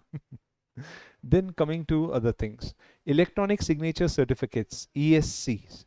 ओके, ये जो DSC पे साइन हुआ है, ये सच में हुआ है या किसी ने AI यूज करके ड्राइंग बना दी है? तो ESCs, इलेक्ट्रॉनिक सिग्नेचर सर्टिफिकेट, आप ले सकते हो। And another thing that we have to study, that is compensation of failure to protect the data। अगर डेटा का प्रोटेक्शन नहीं कर पाए, देखो हम लोग फाइनेंशियल वर्ल्ड में काम करते हैं, बहुत सारे क्लाइंट का बहुत इंपॉर्टेंट डेटा होता है। सोचो अगर कोई आपका बैंक एक्सेस कर पा रहा है, ये कर पा रहा है, वेरी क्रिटिकल डेटा, तो इसके लिए प्रोटेक्शन एंड क्या क्या चीज़ें के लॉ है, वो सब चीज़ें यहाँ पे पनिशमेंट्स की बात करते हैं। Plus power to adjudicate, okay, which court and how adjudication happens, basically वो पढ़ के जाना। अच्छा, इस चैप्टर का एक इंपॉर्टेंट पार्ट ऑफेंसेस, टेम्परिंग करना, कंप्यूटर में वायरस स्प्रेड करना, कंप्यूटर के साथ डेटा प्रोटेक्शन, डेटा टेम्परिंग करना, वो सब चीज़ें भी इसमें इंपॉर्टेंट है। प्लीज़ देख के जाना एंड रीड ज़रूर करके जाना। देन कंप्यूटर रिलेटेड ऑफेंसेस भी आप देख के जाइएगा। ओके, और कुछ चीज़ें जो थोड़ी बहुत नहीं है, जैसे information security and sensitive personal data protection rules. Okay, आजकल आप लोगों ने सुना होगा कि कई सारे एक्टर एक्ट्रेसेस अपना पर्सनल राइट्स प्रोटेक्ट कर रहे हैं, ताकि उनकी कोई फोटोज गलत तरीकों से यूज ना करे। नहीं तो एआई की दुनिया में बहुत सिंपल है, मैं किसी के एक्टर एक्ट्रेस के साथ ऐसे हाथ काम डाल के प्रॉम्प्ट भी दिखा सकता हूँ, कुछ रिस्ट्रिक्शन नहीं है। तो यहाँ पर ये चीज़ का ध्यान रखने का है कि इसके लिए रूल्स हैं, बिल्कुल हैं, और ये डेटा प्रोटेक्शन का लिए भी रूल्स हैं, law relating to data protection. ठीक है, यहाँ पे ये शॉर्ट नोट के तौर पे ही जनरली एक्सपेक्ट किया जाता है। ओके, पढ़ना, बाकी प्रोफेशनल पे आना, फिर डेटा प्रोटेक्शन लॉ एकदम खोल के समझोगे, क्या क्या लॉ है, क्या गवर्नमेंट ने बनाया है, 250 करोड़ की पेनल्टी लगाई है। सो जबरदस्त लॉ है ये। ओके, सो ये हो गया। अब आता हूँ बेसिकली दूसरी चैप्टर पे, सबसे सिंपल, CSET से कई लोग पढ़ रहे हैं, कॉन्ट्रैक्ट लॉ। ओके, ये तो अगर आपने अपना क्रैकर या स्कैनर भी पढ़ गए तो भी काफ़ी है। फिर भी इंपॉर्टेंट टॉपिक्स जो अपने को पता चले, जैसे essential elements of valid contract क्या होता है, एक वैलिड कॉन्ट्रैक्ट कैसे तरीके से वैलिडिटी लेता है, एंड काइंड्स ऑफ ऑफर कैसे होते हैं। तो आपको मालूम होता है, यस, ई कॉन्ट्रैक्ट के ऑफर होता है, valid offer, open offer, general offers. Okay, वो सब देख के जाना। Then offer has to be accepted, so acceptance का पार्ट ये पूरा पढ़ के जाना, एक्सेप्टेंस क्या होता है। ओके, अगर आप लोगों ने ऑलरेडी अपने नोट्स में स्टडी कर लिया है, दैट्स इट, अलग से पढ़ने की जरूरत नहीं है। अगर नहीं किया है तो बस एक बार ये टॉपिक जरूर देख के चले जाना। And rules governing acceptance. Okay, so acceptance को जो रूल्स लगते हैं, उसके रिक्वायरमेंट्स क्या है, तो when is the acceptance complete, when is the acceptance start, acceptance binding impact कब लेता है, वो सब चीजें उसके अंदर आती है।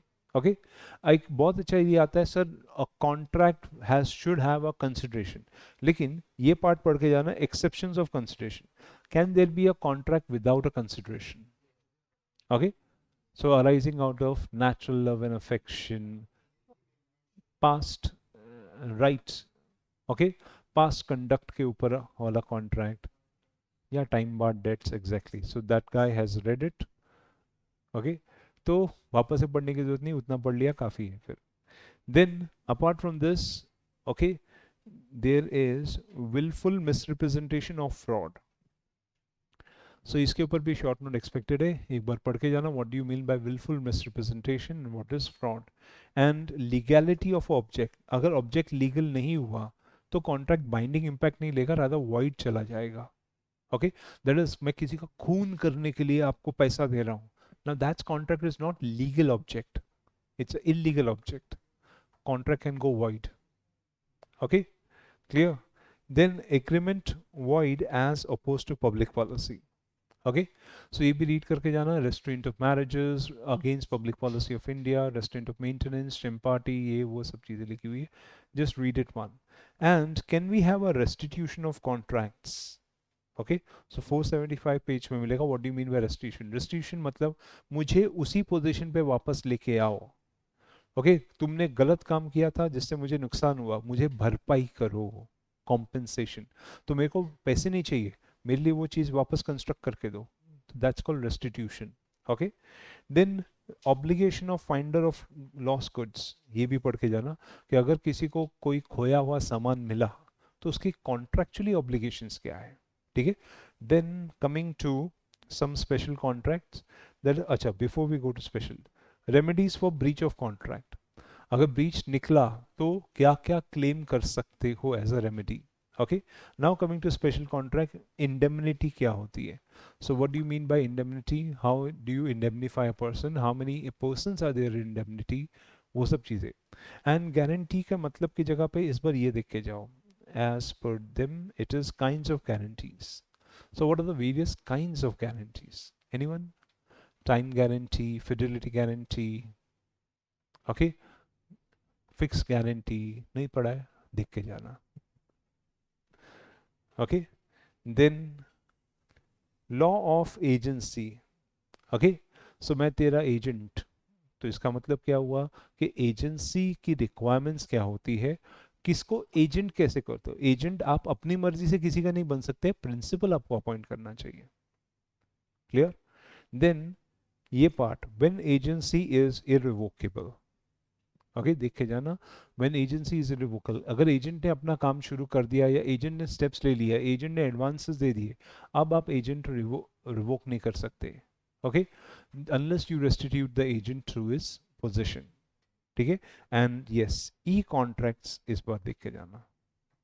ओके, ई कॉन्ट्रैक्ट्स इस बार देख के जाना। Clear? Fine. Now coming to the oldest chapter again. Okay, negotiable instrument, कई जमाने से चल रहा है, आज भी चेकबुक बैंक वाले देते हैं। ओके, जबकि आप नए दुनिया की तरफ आ रहे हो, लेकिन cheque still holds important, bill still hold important. So 1881 का एक्ट है ये, तब से चल रहा है। ओके, अच्छा, इस एक्ट के अंदर क्या क्या देखने का है, important characteristic of negotiable instruments. ठीक है, नए एज के बच्चे जो जेंजी है वगैरह, उनके बैंक अकाउंट में पैसा उतरता है, लेकिन फिर भी जो पहला चेक मिलता है ना, उसकी फीलिंग एक अलग होती है। ऐसे बैंक में ही जाएगा, लेकिन the moment you touch it, you feel it, that my first cheque. इसलिए केबीसी के अंदर एक रूल था कि जैसे आप लोग एक बेंचमार्क टच करते हो, वो पहला चेक देता था, बाकी तो बैंक में ही डालने का था। ओके, सो अपने टाइम पे हमेशा जब महीने का चेक मिलता था, फीलिंग अलग आती थी, हाँ चेक आ गया। लेकिन अभी ऑनलाइन होती है तो फीलिंग ही नहीं आती है, पता ही नहीं चला कब आ गया पैसा कब आके गया पैसा, ऐसा होता है okay, then classification of negotiable instruments, ये आपने देखा है, bills, promissory note and cheques वगैरह क्लासिफिकेशन है। ओके, इस बार जून 26 के लिए फॉरेन बिल्स एक बार पढ़ के जाना, right a short note on foreign bills. Okay, another, bank drafts के डिमांड ड्राफ्ट होते हैं ना, उसको बैंक ड्राफ्ट्स कहते हैं। तो बैंक के ड्राफ्ट आप एग्जीक्यूट करते हो with a pay order given in particular sense, that is called bank drafts. Then liability of a banker. So कौन से कंटेक्स्ट में बैंकर्स लायबल है? अगर बैंकर्स ने आपके इंस्ट्रक्शंस को फॉलो नहीं किया, स्टैंडिंग इंस्ट्रक्शंस को फॉलो नहीं किया, या आपका चेक बिना प्रॉपर सिग्नेचर चेक किए पास कर दिया, तो बैंकर्स आर लायबल। ओके, तो ये पढ़ के जाना। And when bankers must refuse the payment, ये भी पढ़ के जाना।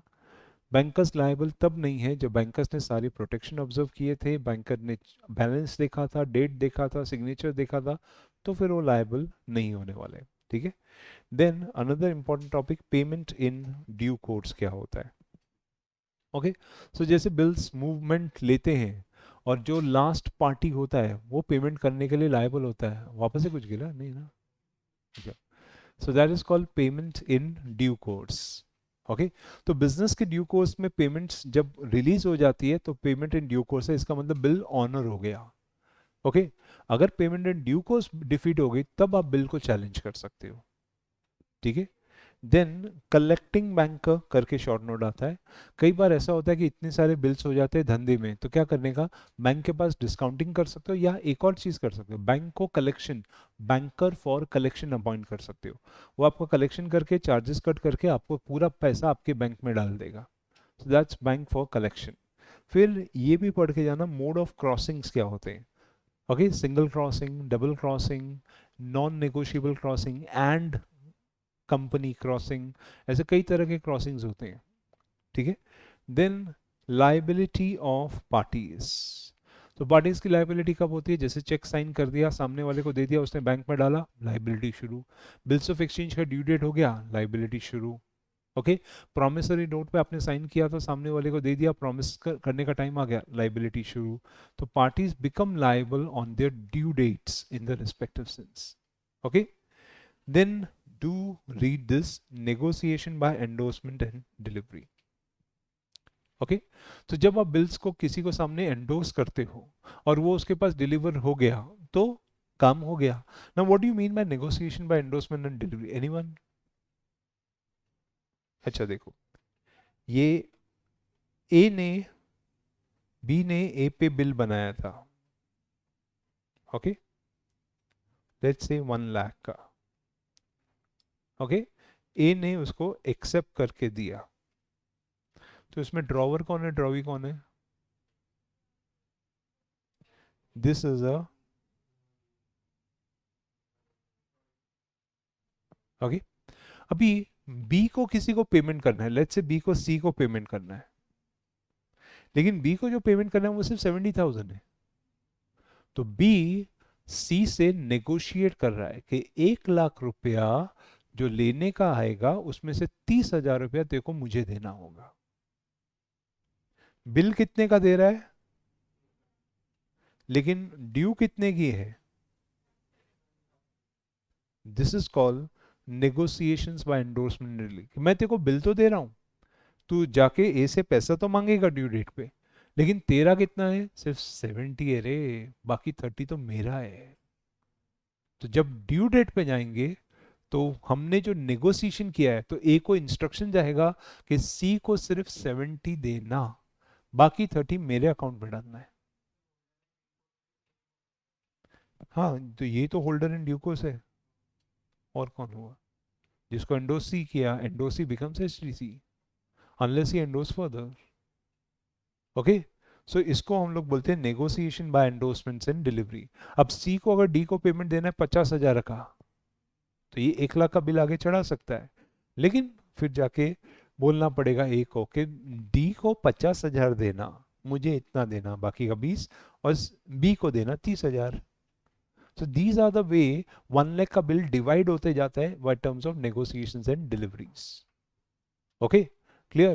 क्योंकि हम लोग जनरली एग्जाम्पल में क्या पढ़ते हैं कि ए ने बी पे बिल बनाया, बी ने एक्सेप्ट किया, इसने सी को दिया, 1 लाख का बिल था, 1 लाख रुपए का पेमेंट था, तो हम लोग को लगता है बराबर हो गया। लेकिन प्रैक्टिकल लाइफ में ऐसा नहीं चलता है। प्रैक्टिकल लाइफ में पैसा कम ज़्यादा हो सकता है। Okay, partial endorsement is prohibited. No बूबी, it's not fully prohibited, I am not doing a partial endorsement, मैं फुल एंडोर्समेंट कर रहा हूँ सी को। with only that the funds which will be paid by one party will be recovered only. जैसे अगर A B के ऊपर 1 लाख रुपए का दिया और C के ऊपर ओके 1 लाख का बिल दे रहा है, तो I am giving complete 1 lakh का bill, I am not endorsing partially. The due is 70,000 with the instruction to A pay 70,000 to him and 30,000 to me. पर मैंने बिल को पार्शल का एंडोर्स किया. पार्शल एंडोर्समेंट क्या होता है? एंडोर्समेंट के पीछे लिख दिया the bill is only for 70,000. That is partial endorsement. I never wrote it bill is for 70,000.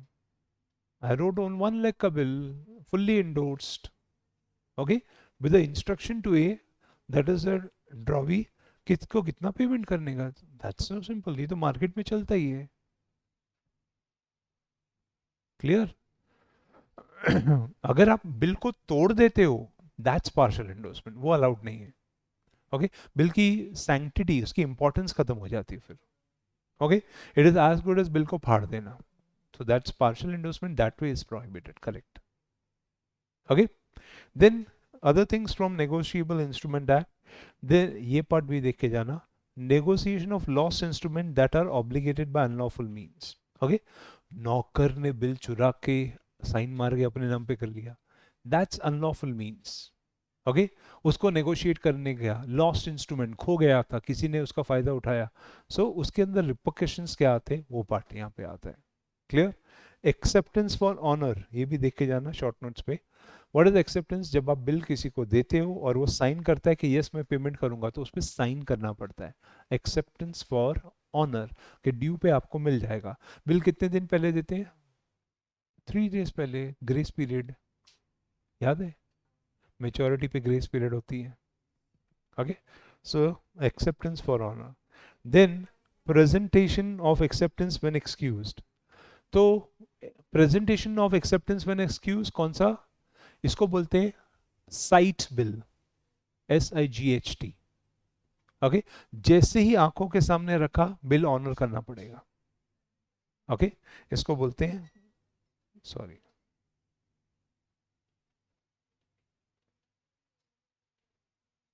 Okay, site bill. या फिर एक और तरीका होता है, जो हमारा ड्रॉवी है उसने खुद ने लिखा है, दैट प्रेजेंटेशन इज एक्सक्यूज. इसका मतलब आप जब बिल लेके आओ पैसा मिल जाएगा, टेंशन की जरूरत नहीं. Okay, so that is called bill for excuse by presentation. ठीक है, सो ये पार्ट देख के जाना, when is a presentation excuse. Other thing that you can see is discharge of the instrument. Okay, so what do you mean by discharge? In simple words, bill पे payment हो गई, तो वहां पे ना एक पेन लिखे, ऐसे लिख के साइन करना पड़ता है, बिल इज डिस्चार्ज, और साइन करवाना पड़ता है कि सामने वाले को पैसा मिल गया. अब ये बिल मार्केट में नहीं घूमेगा, तो बिल इज डिस्चार्ज मतलब पेमेंट हो गई है. ऐसे चेक, जैसे आपने कभी चेक रिटर्न देखा हो ना बैंक का, तो बैंक देखो पूरा लिखता है चेक इज रिटर्न, साथ में स्लिप लगाता है, उसमें कट किया होता है, ताकि ये चेक वापस मार्केट में नहीं घूमेगा अब. Okay, then another thing that you have to study is payment of interest in case of dishonor. So कभी कभी डिसऑनर होने पे हम इंटरेस्ट भी मांगते हैं, इनवॉइसेस में लिखते हैं, कई लोग बिल पे लिखे रहते हैं. तो जनरली 6% पर एनम की यूजुअल CPC के हिसाब से होती है. अगर बाय चांस आपने ज़्यादा लिखी है तो terms have to define that. And yes, dishonour cheque for insufficiency of fund, section 138 important है. And presumption in favour of holder, ये दोनों पार्ट पढ़ के जाना. तो चेक का बाउंसिंग होना, चेक की रिक्वायरमेंट्स क्या हैं? तो चेक प्रॉपर्ली एग्जीक्यूट था, लेकिन जैसे बैंक में डाला, इनसफिशिएंसी ऑफ फंड्स में बाउंस हो गया, तो आपको सबसे पहले सामने वाले को एक नोटिस देना है, उसको इन्फॉर्म करने का है. नोटिस कितने दिन में देना है बाउंस होने के? 30 days में नोटिस देने का है. सामने वाले को 1 month का टाइम मिलता है पेमेंट करने के. ओके, सॉरी 15 days में नोटिस देना है, सॉरी 15 days में नोटिस देने का है. सामने वाले को 1 month का टाइम मिलता है पेमेंट करने का. नहीं किया तो आपको 1 month का टाइम मिलता है केस फाइल करने का. ओके, अब यहाँ पे सारा पीरियड स्टैट्यूटरी है, इसका मतलब डिले नहीं चल सकता. ओके, सो इस चीज़ का ध्यान रखना when you are dealing with this part. Then comes the other part, ये वाला पढ़ के जाना, power of the court to try cases summarily. Check bouncing के केसेस और बिल्स के केस समरी केसेस में जाते हैं, क्विक केसेस. इसका मतलब क्या होता है? CPC में आपने पढ़ा था 10 दिन के अंदर वो रिप्लाई फाइल करना चाहिए, नहीं तो वही वही चेक बाउंसिंग के केसेस वहाँ पे जाते हैं समरी केसेस में। तो नेगोशिएबल इंस्ट्रूमेंट का ये पार्ट आपको बहुत हेल्प करता है फटाफट केस सॉल्व करने के लिए। And power of the appellate court to order payment in pending appeals and against conviction. Okay, ये छोटा सा पार्ट है, पढ़ के रखना कि अपील कोर्ट ऑर्डर पास कर सकता है अगेंस्ट कन्विक्शन, दैट इज सजा देने के सामने। ओके, और एक ये पार्ट एक्स्ट्रा, आरटीजीएस और एनईएफटी क्या होता है, what is NEFT and what is RTGS. Exactly, हम आरटीजीएस कब यूज करते हैं और एनईएफटी कब यूज करते हैं। एग्जैक्टली, जब आप लिमिट के अंदर पे करते हो with in the jurisdiction of state, आप एनईएफटी यूज कर लेते हो। जब आप लिमिट से ज़्यादा पे करते हो तो real time gross settlement payment RTGS होता है। उसके लिए आपने बैंक से परमिशन लेनी पड़ती है और फिर आप हायर लिमिट की पेमेंट्स इंडिया के अंदर कहीं और भी स्टेट में कर सकते हो। जैसे मेरे को किसी को कोलकाता में पेमेंट करनी है या तमिलनाडु में पेमेंट करनी है तो मैं आरटीजीएस करता हूँ। ओके, लेकिन मुझे महाराष्ट्र में पेमेंट करनी है और लिमिट से कम, तो एनईएफटी में हो जाएगी। सर महाराष्ट्र से गुजरात भी हो सकता है, आराम से हो सकता है। अगर आपने बैंक में एरिया खोल के रखा है, आपने बैंक वाले पूछ के रखते हैं विद इन द स्टेट या आउटसाइड स्टेट भी चलेगा। तो अगर आपने एरिया रखा है कि आउटसाइड स्टेट, तो लिमिट 5 लाख के लिमिट से कम, अच्छा सर मैं लिमिट चेंज भी कर सकता हूँ, हाँ एनईएफटी की लिमिट आप 1 लाख भी कर सकते हैं, लेकिन 5 के ऊपर नहीं कर सकते। ओके, 5 की जगह पे 2 रख दो, 3 रख दो, 1 रख दो, ये फटाक से इलेक्ट्रॉनिक पेमेंट्स आपके अकाउंट से हो जाती है। अब होता क्या है, कंपनी में अकाउंटेंट जो होता है ना, वो ये सारी पेमेंट करता रहता है, इसका पेमेंट एनईएफटी से कर दिया, उसका पेमेंट एनईएफटी से कर दिया। तो इस बात का ध्यान रखना पड़ता है अपर लिमिट के, इससे ज़्यादा पेमेंट ना हो जाए और एक दिन में इस पर्टिकुलर लेवल से ज़्यादा पेमेंट ना हो जाए, ये एनईएफटी पे ध्यान रखना पड़ता है। ये तो पेमेंट करते जाएगा सबको। क्लियर। तो एनईएफटी जनरली यूज होता है for electronic payments with in a limit. Okay, RTGS use होता है जब आप हायर लिमिट्स की पेमेंट यूज करने की बात कर रहे हो, जैसे और अर्जेंटली करने का है तो आप आरटीजीएस करवा सकते हो। कई बार कई नेचर में आप देखना आने वाले टाइम में, शायद आप कंपनियों में काम कर रहे हो या तो अकाउंट्स डिपार्टमेंट में, ये वो लोग आरटीजीएस करवा रहे होंगे या फटाफट बैंक में जाके कुछ देखो। एनईएफटी तो अकाउंटेंट करता है, आरटीजीएस के लिए फॉर्म साइन करके देना पड़ता है एमडी को, या तुम एज ए सीएसओ तुम्हें अथॉरिटी दी है तो तुम साइन करके दोगे बैंक में आरटीजीएस करवाने के लिए। Then you can make a gross payment. Okay, 5 crore का आरटीजीएस करना है, 10 करोड़ का आरटी, बिल्डर वगैरह में काम करोगे ना, ये सब बहुत कॉमन है उधर, 5-10 करोड़ का आरटीजीएस हो जाता है एक शॉट में पेमेंट। ओके, घर बुकिंग के लिए पैसा देने का 2 करोड़ रुपये देने का आरटीजीएस हो जाता है। सो इस तरह से वहां पे बड़े बड़े अमाउंट के लिए जाता है कि बिल्डर्स के पास काम करोगे तो आपको समझ में आएगा।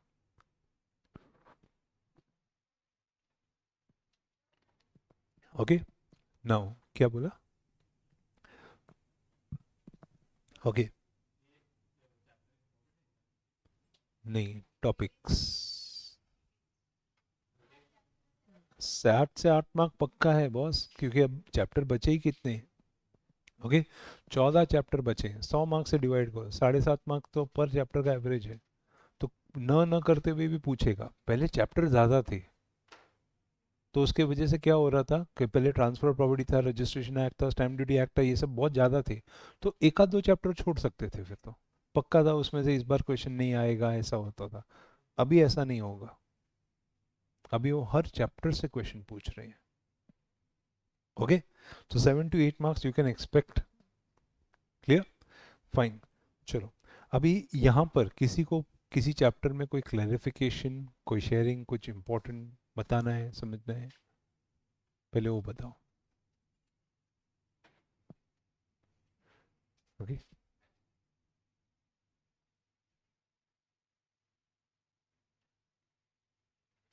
किसी को कोई चैप्टर में कुछ बोलना है, शेयरिंग करनी है तो मैं आगे का बताऊं।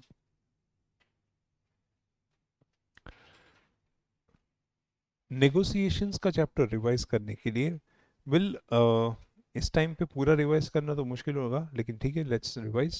सी, नेगोशिएबल इंस्ट्रूमेंट एक्ट के अंदर कितने इंस्ट्रूमेंट्स फेमस होते हैं, bills, promissory notes and cheques. Okay, इन तीनों के फीचर्स आपको पता है, ठीक है। अब इन्हीं तीनों में पूरा चैप्टर घूमना शुरू करता है। वैसे कॉमन बिल्स में फॉरेन बिल्स भी होते हैं, ट्रेड बिल्स भी होते हैं, ओके, बिल्स फॉर अकोमोडेशन भी होते हैं। अकोमोडेशन बिल आपको पता होगा, ये बिल एक्चुअली बिल नहीं होता, ये दूसरे को अकोमोडेट करने के लिए बनाया जाता है। इसका मतलब मेरे पास मेरे पास किसी को मुझे पैसा देना है, ओके, मेरे पास मुझे किसी को पैसा देना है, लेकिन इस समय मेरे पास पैसा नहीं है, तो मैं मेरे दोस्त को बोलता हूँ मैं तेरे पे बिल बनाऊंगा, ओके, तो बिल एक्सेप्ट करके देना, you don't have a liability. मैं बैंक को बोल दूंगा मैं अकोमोडेट कर रहा हूँ क्योंकि मुझे पैसा एक्सपोर्ट्स का उतरने वाला है, तो मिल जाएगा। तो अकोमोडेशन बिल में आप बैंक के पास जाके डिस्काउंट कर सकते हो, जबकि सामने वाले की कोई लाइबिलिटी नहीं है मेरे दोस्त की, और बैंक को क्लियरली बोलूंगा I am making a accommodation bill, सामने क्या है, एक्सपोर्ट्स का पेमेंट आने वाला है। तो अकोमोडेशन बिल नॉर्मल बिल से थोड़ा अलग होता है, ओके। प्लस बिल्स के अंदर आप कई चीज़ें और भी यूज़ कर सकते हो। याद रखना बिल्स में बिल्स नेगोशिएट होता है, बिल्स को आप एंडोर्स कर सकते हो, ठीक है। Plus cheques, cheques are very important. Cheques के अंदर चेक्स कैसे एग्जीक्यूट होता है, उसकी क्रॉसिंग, उसकी डेट्स, ओके। चेक्स के ऊपर की लाइबिलिटी, बैंक कब लायबल होगा चेक के लिए, तो चेक अगर बराबर से बना है, सिग्नेचर्स बराबर से, तो बैंक को चेक ऑनर करना चाहिए अगर फंड्स थे। नहीं किया तो आप बैंक पे केस कर सकते हो, ठीक है। बैंक के reasons has to be solid. अगर बैंक ने किया तो बात ठीक से हो जाएगी, ठीक है। फिर cheques can be send for collections also, yes. दूसरी चीज आती है कि होल्डर इन ड्यू कोर्स कौन होता है, होल्डर कौन होता है और उनकी लाइबिलिटीज क्या होती है। तो holder in due course generally payment collect कर सकता है। होल्डर जो होता है वो होल्डर इन ड्यू कोर्स के पहले वाला पार्टी, जिसके पास बिल था लेकिन उसने अब आगे दे दिया है, ओके, तो वहां पे वो आता है। Then next, maturities of bills. Bills के अंदर ना 3 days ग्रेस पीरियड मिलता है, लेकिन बाय चांस अगर सैटरडे एंड संडे हॉलीडेज आता है तो वो ग्रेस पीरियड में एक्स्ट्रा मिल जाता है, या पब्लिक हॉलीडेज आता है तो वो ग्रेस पीरियड में एक्स्ट्रा मिलता है। जैसे अगर मेरी ड्यू डेट संडे को आ रही है, अब संडे को बिजनेस काम नहीं करता तो I can collect it on Monday, okay. लेकिन अगर पब्लिक हॉलीडे पता है कि ये तारीख को public holiday, then you should collect it a day before, not day later, okay. So grace period के हिसाब से मिलते हैं बिल्स ऑफ एक्सचेंज में मेच्योरिटी के पीरियड। देन अगर आप बिल का पेमेंट कलेक्शन के लिए जा रहे हो तो bill sent for payment for collection, तो सामने जब जा रहे हो तो बिल को सामने प्रेजेंट करना होता है। Payment for acceptance and honour होता है कि वो बोलता है 3 दिन के बाद पैसा ले जाना, ये एक्सेप्टेंस करने का मतलब हो गया कि उसने बिल की एक्सेप्टेबिलिटी की हुई है। क्योंकि होता क्या है कि जिसको बिल बना के दिया वो नहीं हो सकता, कोई आउटसाइडर भी जा सकता है, ओके। तो सामने वाले ने एक्सेप्ट करके दिया तो 3 दिन के बाद मेरे को मेरा पेमेंट पक्का मिलेगा, that is payment for acceptance and honour. अच्छा, उसके पास में बिल लेके गया लेकिन वो एक्सेप्ट एंड ऑनर नहीं कर रहा है, बिल इज डिसऑनर्ड, ओके। तो मुझे क्या करना पड़ेगा, मुझे किसी नोटरी के पास जाना पड़ेगा, उसको प्रोटेस्ट लेटर्स के लिए बोलना पड़ेगा। नोटरी एक लीगल नोटिस देगा उस सामने वाले को, और अगर उसने लीगल नोटिस के 14 दिन में पेमेंट कर दिया तो ठीक है, नहीं किया तो फिर प्रोटेस्ट लेटर आता है और नोटरी मुझे प्रोटेस्ट सर्टिफिकेट देता है। फिर मैं समरी प्रोसीडिंग्स सीधा कोर्ट में डाल सकता हूँ। समरी प्रोसीडिंग नोटरी प्रोटेस्ट के बाद क्या होता है, सीधा कोर्ट सामने वाले को बोलता है 10 दिन में रिप्लाई दे, नहीं तो प्रॉपर्टी का अटैचमेंट।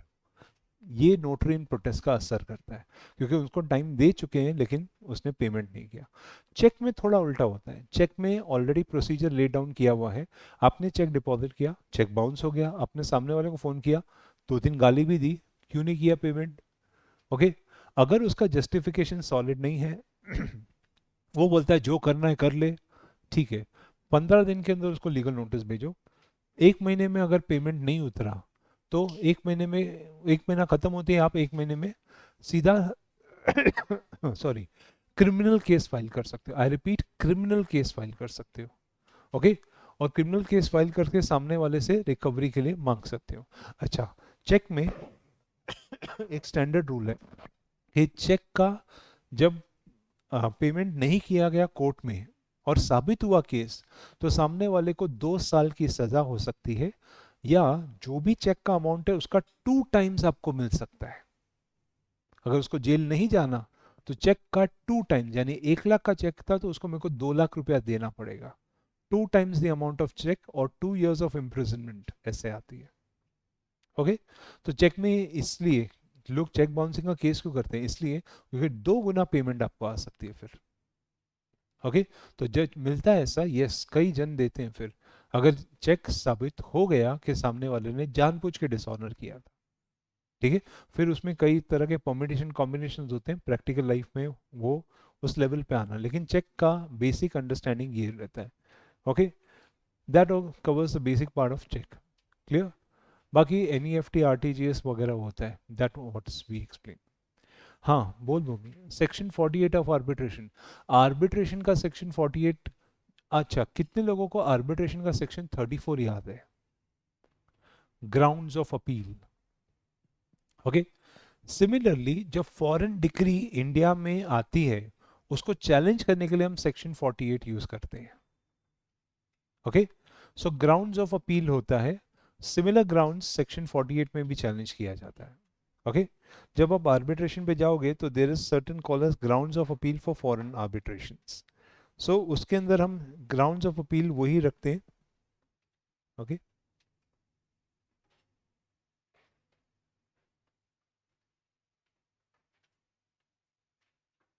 हाँ ये रहा, this is section 48 requirement.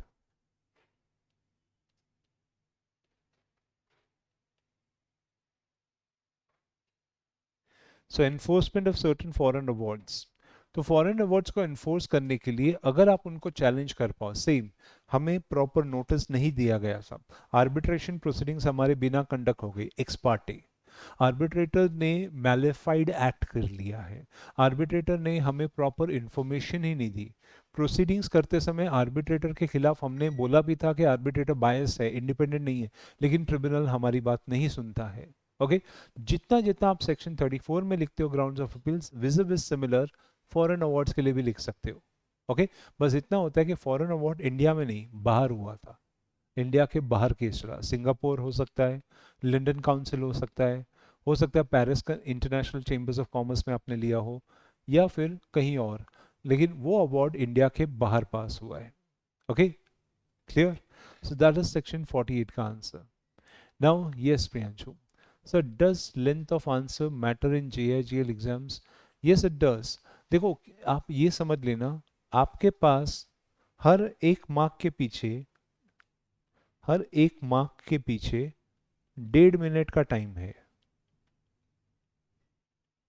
Okay, इतना टाइम है जब तक आप अच्छे से आंसर ड्राफ्ट कर सकते हो, सोच सकते हो, और आपके आंसर्स की लेंथ डिपेंड करती है। यस, आपको देखना क्या है, क्वेश्चन देखने के बाद ये समझने का है कि क्वेश्चन के अंदर वो डायरेक्ट क्वेश्चन है, जैसे अगर क्वेश्चन आपसे पूछ रहा है what happened, okay, how it has to be done, where so and so, short note, true and false, okay, correct incorrect, ये बिल्कुल डायरेक्ट क्वेश्चंस होते हैं। तो इसके अंदर आपका आंसर शॉर्ट पैराग्राफ में हो सकता है, बिल्कुल हो सकता है, आप सिर्फ टू द पॉइंट लिखना। लेकिन अगर क्वेश्चन में लिखा है discuss, okay, elucidate, analyse, okay, या फिर वाई, या फिर क्वेश्चंस में कुछ और वर्ड्स जैसे लिखे हुए हैं योर व्यूज, तो ये क्वेश्चन होते हैं जिनको आपको लेंदी लिखना होता है और पैराग्राफ फॉर्म में, और बाकी क्वेश्चन पॉइंट वाइज में लिख सकते हो 1 2 3 4। यस, डायरेक्ट क्वेश्चंस को आपको पॉइंट वाइज लिखना है, लेकिन अगर क्वेश्चन में लिखा है डिस्कस, तो बस बॉस मुझे डिस्कस करना है, मुझे पैराग्राफ में लंबा लंबा लिखना है, वो क्वेश्चंस में लेंथ बढ़ाना।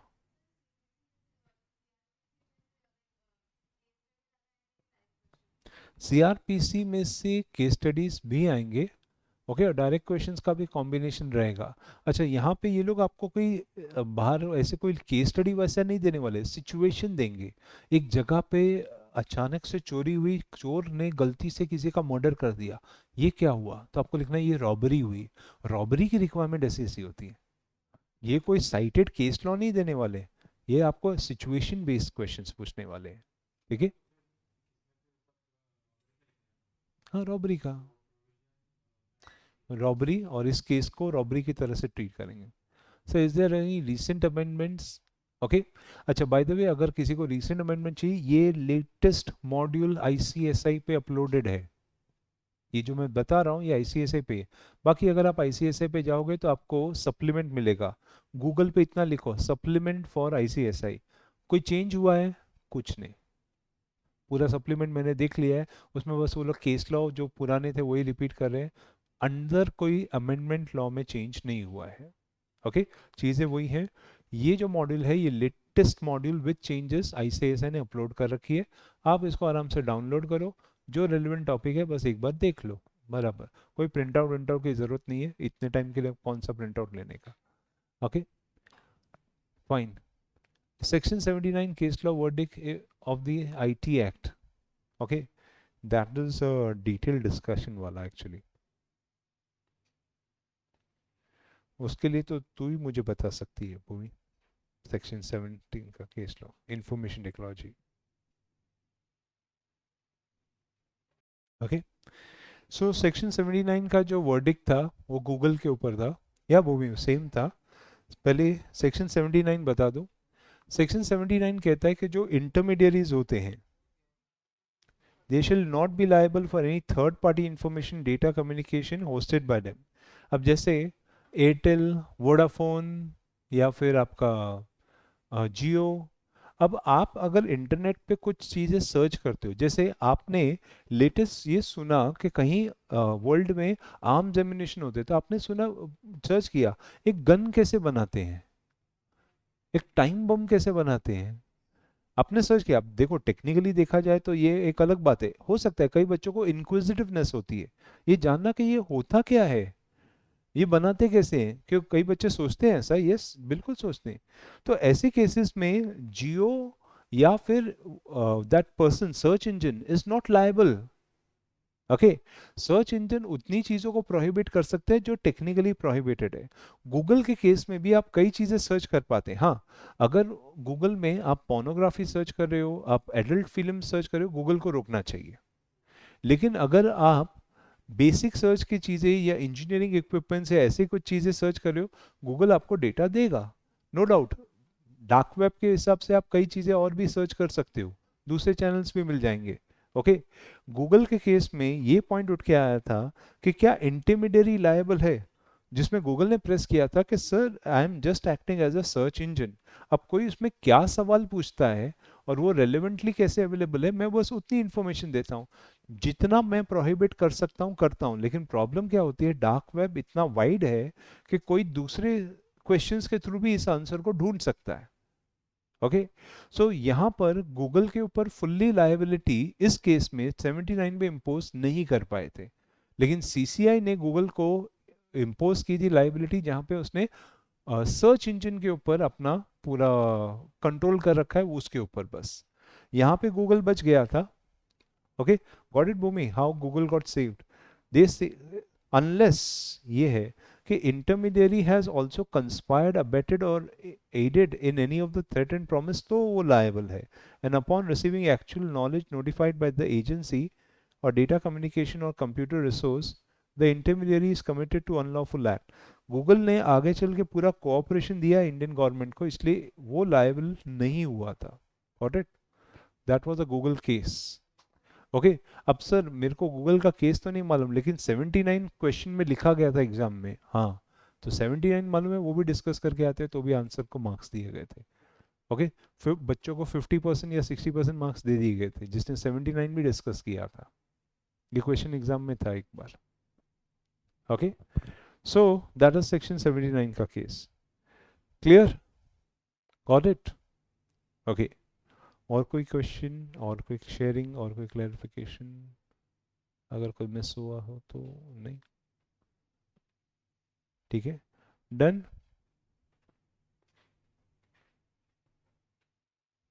या, so what is the best approach to solve tricky scenario based questions in torts and contract? Well, the best approach is read the question, तीन एंगल को देखना। Do you know the law? Can you reframe the facts of the question? Okay, can you give a proper conclusion? ये तीन ही चीजें देखना, क्या आपको law पता है, जो क्वेश्चन दिया आपको समझ में आया, कैन यू रीफ्रेम या give a example to that, and can you give a conclusion. बस, that's one of the best approach जिसमें एग्जामिनर मार्क्स देता ही देता है। सेक्शन के मार्क्स नहीं है, नहीं पता चलेगा। सेक्शन लिखने के भी कोई एक्स्ट्रा मार्क्स नहीं है, नहीं लिखा तो भी माइनस में कुछ नहीं होने वाला। बाय चांस अगर आपने लिख दिया तो एग्जामिनर को अच्छा लगता है, it's like you have given your answer in a proper packet. Okay, but इसके लिए सेपरेटली कोई मार्क्स नहीं है, नहीं।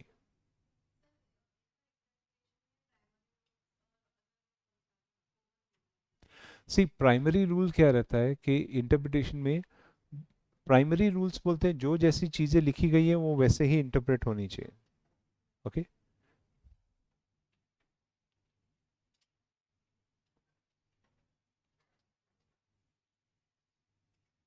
okay, let me go to interpretation and let me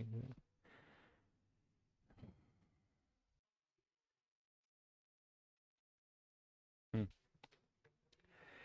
ये देखिए प्राइमरी रूल क्या रहता है। पहला रूल होता है लिटरल कंस्ट्रक्शंस का, दैट इज जो जैसा लिटरली लिखा गया उसको उसका लिटरल मीनिंग ही देना चाहिए। ओके, लिटरल मीनिंग देने का मतलब आप उसमें अपना मीनिंग ऐड मत करो। अगर आप या दूसरा पर्सन जब वो सेक्शन को पढ़ेगा तो दोनों का इंटरप्रिटेशन एक जैसा ही होना चाहिए, that is called as primary. जैसे फॉर एग्जाम्पल आपके लिए ए फॉर एप्पल बोलते हैं, आपके आंखों के सामने एप्पल की इमेज, किसी दूसरे के लिए भी ए फॉर एप्पल बोलते ही आंखों के सामने एप्पल की इमेज। ओके, लेकिन किसी तीसरे के लिए एप्पल बोलते हैं एप्पल फोन की इमेज। तो डिपेंड करता है आप कहाँ पर हो, किस सोसाइटी में हो, वहां से उसकी इंटरप्रिटेशन आ जाती है। ठीक है, दूसरा रूल बोलता है Heydon's rule, mischief rule. Mischief rule का पर्पस ये था कि कभी भी नया लॉ बनता है वो ये सवाल पूछता है कि लॉ बनाने के पीछे का रीजन क्या है, क्या कोई गलत काम हो रहा है, तो व्हाट इज द मिसचीफ। उस गलत काम को आज से पहले कभी रोका गया था, what was the law before, क्या वो लॉ इफेक्टिव हुआ है। Okay, what was the reason for the law, आज की तारीख में इस लॉ को मॉडिफाई क्यों करना पड़ा, तो then we are modifying the law. And इस लॉ को इंप्लीमेंट कैसे करेंगे, that's where the mischief rule. इसी वजह से हमारा बीएनएस एक्ट आया। So it's not just we have gone away from colonisation, it's more than that कि हमें नई लॉ की जरूरत थी, इसलिए हिडन्स रूल वहां पे भी फॉलो किया गया। तीसरा रूल बोलता है रूल ऑफ रीजनेबल कंस्ट्रक्शन, उट्रेगे मैगिस वैलिड कॉर्न पेरेंट।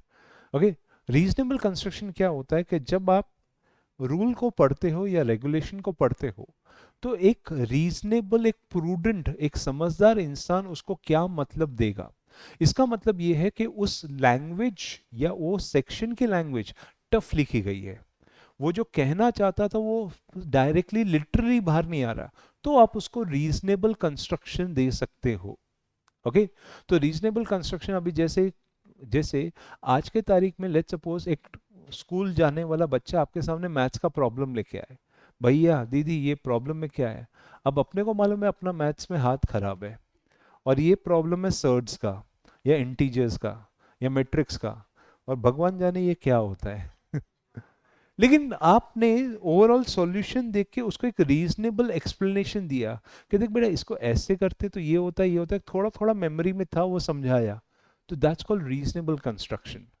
ओके, तो जब चीजें कॉम्प्लेक्सिटीज में सामने आती है और इसके इंप्लीमेंटेशन नहीं आते तो रीजनेबल होता है। ओके, अभी कई बार कई सेक्शंस रूल्स में ना झगड़ा होता है, कॉन्फ्लिक्ट ऑफ लॉ, वहां पे ढूंढते हैं हार्मोनियस कंस्ट्रक्शंस, कि दो झगड़े वाली जगहों को एक जगह पे रोको, दोनों में हार्मनी हो। जैसे कभी कभी कुछ घरों में ना भाई बहन लगभग आपस की उम्र के होते हैं, बहन बहन या भाई भाई ऐसे, तो झगड़े हो जाते घर पे।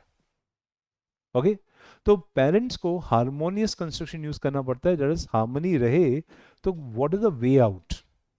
ओके, तो कोर्ट्स को भी कई बार देखना पड़ता है एक लॉ दूसरे लॉ से झगड़ रहा है। Okay, what is the harmonious construction. और नेक्स्ट रूल होता है रूल ऑफ एडजस्टम जेनरिक्स। जनरली ये रूल जीएसटी में ज्यादा यूज होता है। जनरल एडजस्टम जेनरिक्स का मतलब होता है एक वर्ड अपने दूसरे कॉमन वर्ड से मतलब उठाता है। तो अगर मैं आपसे ये कहता हूं कि we will impose tax on any kind of lipstick, any kind of nail enamels, any kind of makeups and such other things as used, तो such other things मतलब वो लिपस्टिक नेल्स एनिमल्स वगैरह के रिगार्ड में है। Okay, अब उस such other thing में हेयर ड्रायर आएगा क्या, अब ये डिपेंड करता है, hair dryer is a machine, machine का जीएसटी नीचे हो सकता है, बराबर। सर उसमें शूज आएंगे क्या, तो शूज कमिंग फ्रॉम लेदर और fabrics, that goes in another GST heading. तो ये जीएसटी इस तरह से चेंज हो जाता है। ओके, इजस्टिम जनरस वहां पे यूज होता है। एक्सप्रेशनिस एस्ट एक्सक्लूजिया, unless something is expressly excluded, okay, don't exclude it from your meaning. तो जब तक लॉ में उस चीज को स्पेसिफिकली एक्सक्लूड नहीं किया गया है, आप उसको अपनी मर्जी से मीनिंग देने के लिए एक्सक्लूड मत कर दो। कई बार ये होता है, एग्जाम में भी बच्चों के साथ होता है, वो क्वेश्चन पूरा पढ़ते ही नहीं है, सीधा नीचे, जैसे ऊपर केस स्टडी दी है, नीचे क्वेश्चन दिया है, नीचे क्वेश्चन पे आ जाते हैं और आंसर लिखना शुरू कर देते हैं। They have expressly excluded what is stated above. वो इसी इंटरप्रिटेशन के अंदर कर रहे हैं, अदर रूल्स के अंदर। तो इसमें प्रॉब्लम क्या है कि उनके आंसर लीगली तो करेक्ट है, फैक्चुअली नहीं है, क्योंकि उन्होंने वो फैक्ट वहां से ढूंढ के निकाला ही नहीं जो इस आंसर में चाहिए था। ओके, नेक्स्ट, कंटेम्प्रेरी या एक्सपोजिशिया एक्स ऑप्टिमम। क्या होता है, पुराने कानून, कंटेम्प्रेरी कानून जो होते हैं, पुराने कानून, उसके उसकी फॉलोइंग से उसकी स्टेटस बैठती है। जैसे आज भी आप इंडियन कॉन्ट्रैक्ट एक्ट फॉलो कर रहे हो, ओके, आज भी आपके आर्टिकलशिप का एग्रीमेंट इंडियन कॉन्ट्रैक्ट एक्ट में आएगा, लेकिन लेकिन आज का तरीका वो नहीं होगा जो आज से 25 साल पहले होता था। आज का कॉन्ट्रैक्ट हम ई कॉन्ट्रैक्ट में कर सकते हैं।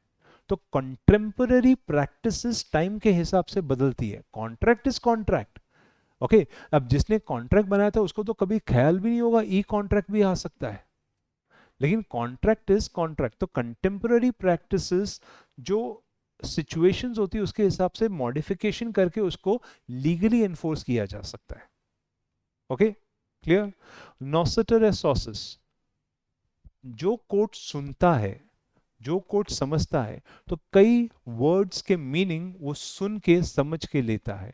तो जब उससे इंटरप्रिटेशन आता है तो इस चीज का ध्यान रखना पड़ता है कि it has to have a common meaning, that is नॉसेटर सॉसेस के साथ ऑडियो अल्टरम पार्टम चलता है। ओके, सुन के डिसीजन लेना बेसिक मतलब होता है। तो जैसे आपको बोलते हैं ना नेचुरल जस्टिस, तो one of the principle of natural justice is नॉसेटर ए सॉसेस, दैट इज हमारी बात रखने का हक भी तो होना चाहिए ना सर। तो ऑडियो अल्टरम पार्टम मतलब बोलने का हक और जज का सुनने का हक, नॉसेटर ए सॉसेस। सो जज सुन के समझ के लेता है कि क्या ये केस को आगे सुनना है या डिसमिस करना है। ओके, ये नॉसेटर सॉसेस सबसे ज्यादा कब फॉलो होता है, एप्लीकेशन स्टेज या फर्स्ट स्टेज पे। जब आपको बोलते हैं you have 2 minutes start your case, तो जज कोई फाइल टच नहीं कर रहा है, तुम्हारे को सुन रहा है। अगर तुम्हारे बातों में कन्विक्शन है, तुम्हारे बातों में ट्रूथफुलनेस समझ में आ रही है, या जज वो इमेज बना पा रहा है कि there is a case to understand, जज तुम्हें पक्का आगे की डेट देगा कि I want to listen the matter full. Okay, अगर तुम्हारी बातों में कन्विक्शन नहीं है, जस्ट एक तुमने एक स्टोरी बनाई हुई है, finished. Okay, then strict and liberal construction. Okay, ये मैंने पहले भी बताया था रेलन वर्सेस फ्लेचर में। कभी कभी लॉ में हमें स्ट्रिक्ट कंस्ट्रक्शन लेना पड़ता है। स्ट्रिक्ट मतलब तुमने यहाँ पे भोपाल गैस ट्रेजेडी जैसा गैस छोड़ा, सबकी फैक्ट्री बंद करेंगे, that's called strict. Okay, liberal construction का मतलब होता है कि ठीक है, जो लोग पॉल्यूशन कर रहे हैं उन्हीं को बंद करेंगे, बाकी सबको नहीं। तो स्ट्रिक्ट एंड लिबरल कंस्ट्रक्शन इस तरह से फ्लो करता है। कभी कभी कोर्ट को स्ट्रिक्ट कंस्ट्रक्शन लेना पड़ता है कि तुमने ये किया कैसे। जैसे मैंने सिंपल से एग्जांपल दिया था, स्कूल्स में कई बार होता है कोई टीचर आके बोलती है एक बच्चे ने भी आवाज किया, सबको सजा मिलेगी, दैट्स कॉल्ड स्ट्रिक्ट कंस्ट्रक्शन। और अगर टीचर बोलती है जिसने आवाज किया बता दोगे तो उसी को सजा मिलेगी, that's liberal on others, strict on that. Okay, तो that's called strict and liberal construction. Law के इंटरप्रिटेशन में भी, जैसे इनकम टैक्स का लॉ स्ट्रिक्ट कंस्ट्रक्शंस में जाएगा, वो आपको इतनी सी भी अमाउंट के लिए छोड़ेगा नहीं। 1 रुपया भी बाकी है ना, वो नेक्स्ट उसमें ऐड करेगा income tax pending. Okay, mobile bill, electricity का बिल, स्ट्रिक्ट कंस्ट्रक्शंस, आपका 1 रुपया भी बाकी है ना, वो नेक्स्ट बिल में ऐड हो जाएगा। ओके, लिबरल कंस्ट्रक्शंस जहां पे आपको कॉम्प्रोमाइज किया जा सकता है। क्या sir, in specific relief how do we determine whether injunction is proper? I think specific relief act तो रहा नहीं, but if you are referring specific relief in terms of contract and CPC, so let me answer your question उसके हिसाब से। So how do we determine whether injunction is proper remedy in case instead of monetary? Well, it is this way. Okay, Twisha, it is this way. Let's suppose मैं तेरा phone ले लेता हूँ. Okay, तेरा mobile phone जिसमें तेरा सारा data है, तेरे चैट्स है, सब कुछ है, और मैं तेरा फोन लेके अपने पास पकड़ के रखता हूँ. That Trisha, I am getting your phone, I will give it to somebody, I will throw it away, and you're like, नहीं सर मेरे को मेरा फोन वापस चाहिए. That is you, if you want your phone back, you are asking for a specific relief only. मैं बोलता ठीक है तुषा, मैं इसका पैसा दे दूंगा. नहीं सर, मुझे मेरा फोन ही चाहिए वापस. तो इसका मतलब आप पैसे से नहीं सेटिस्फाई होने वाले, आपको आपका फोन चाहिए. और जहां पे आपको लगता है कि even if I don't have the goods yet money will be sufficient. जैसे आपने नया नया लैपटॉप लिया, अभी लैपटॉप में डेटा डाला ही नहीं था, या फोन लिया, फोन डेटा डाला ही नहीं था, फोन चालू करते खराब निकला, तो can you ask for your money back? Can you ask for your money back? Of course you can. And if you ask for your money back, monetary compensation is sufficient relief. Okay, clear? So when you need that specific thing, you go for specific relief. Is that clear for everyone? Okay, done. Fine. Now since we have come, something in addition is also coming.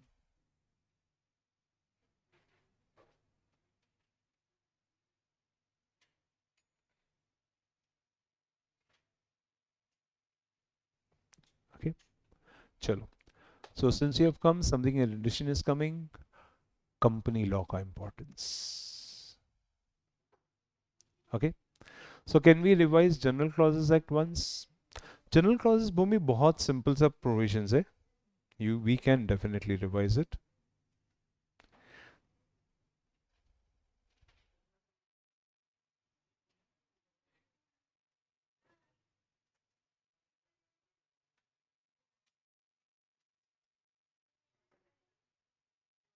Okay, these are the provision of general clauses. इसमें क्या होता है, देखो general clauses बनाने के पीछे का purpose ये था कि कई बार सेम सेम चीज़ों को हम लोग बार बार अलग अलग मीनिंग देते हैं, जैसे डेट, कैलेंडर, फाइनेंशियल ईयर. तो एक प्रोविजन ऐसा बनाया गया कि let's define those things in properly, so that बार बार उसको अलग अलग एक्ट में अलग अलग मीनिंग ना देना पड़े. तो that's how general Clauses act was framed. उनका बेर मतलब जो बेसिक मीनिंग होता है उस एक्ट का लेजिस्लेशन में, ओके, वो मीनिंग देने के लिए जनरल क्लॉजेस बनाया गया था. ओके, एंड एक मिनट, इधर ही था ना, सॉरी इधर ही था.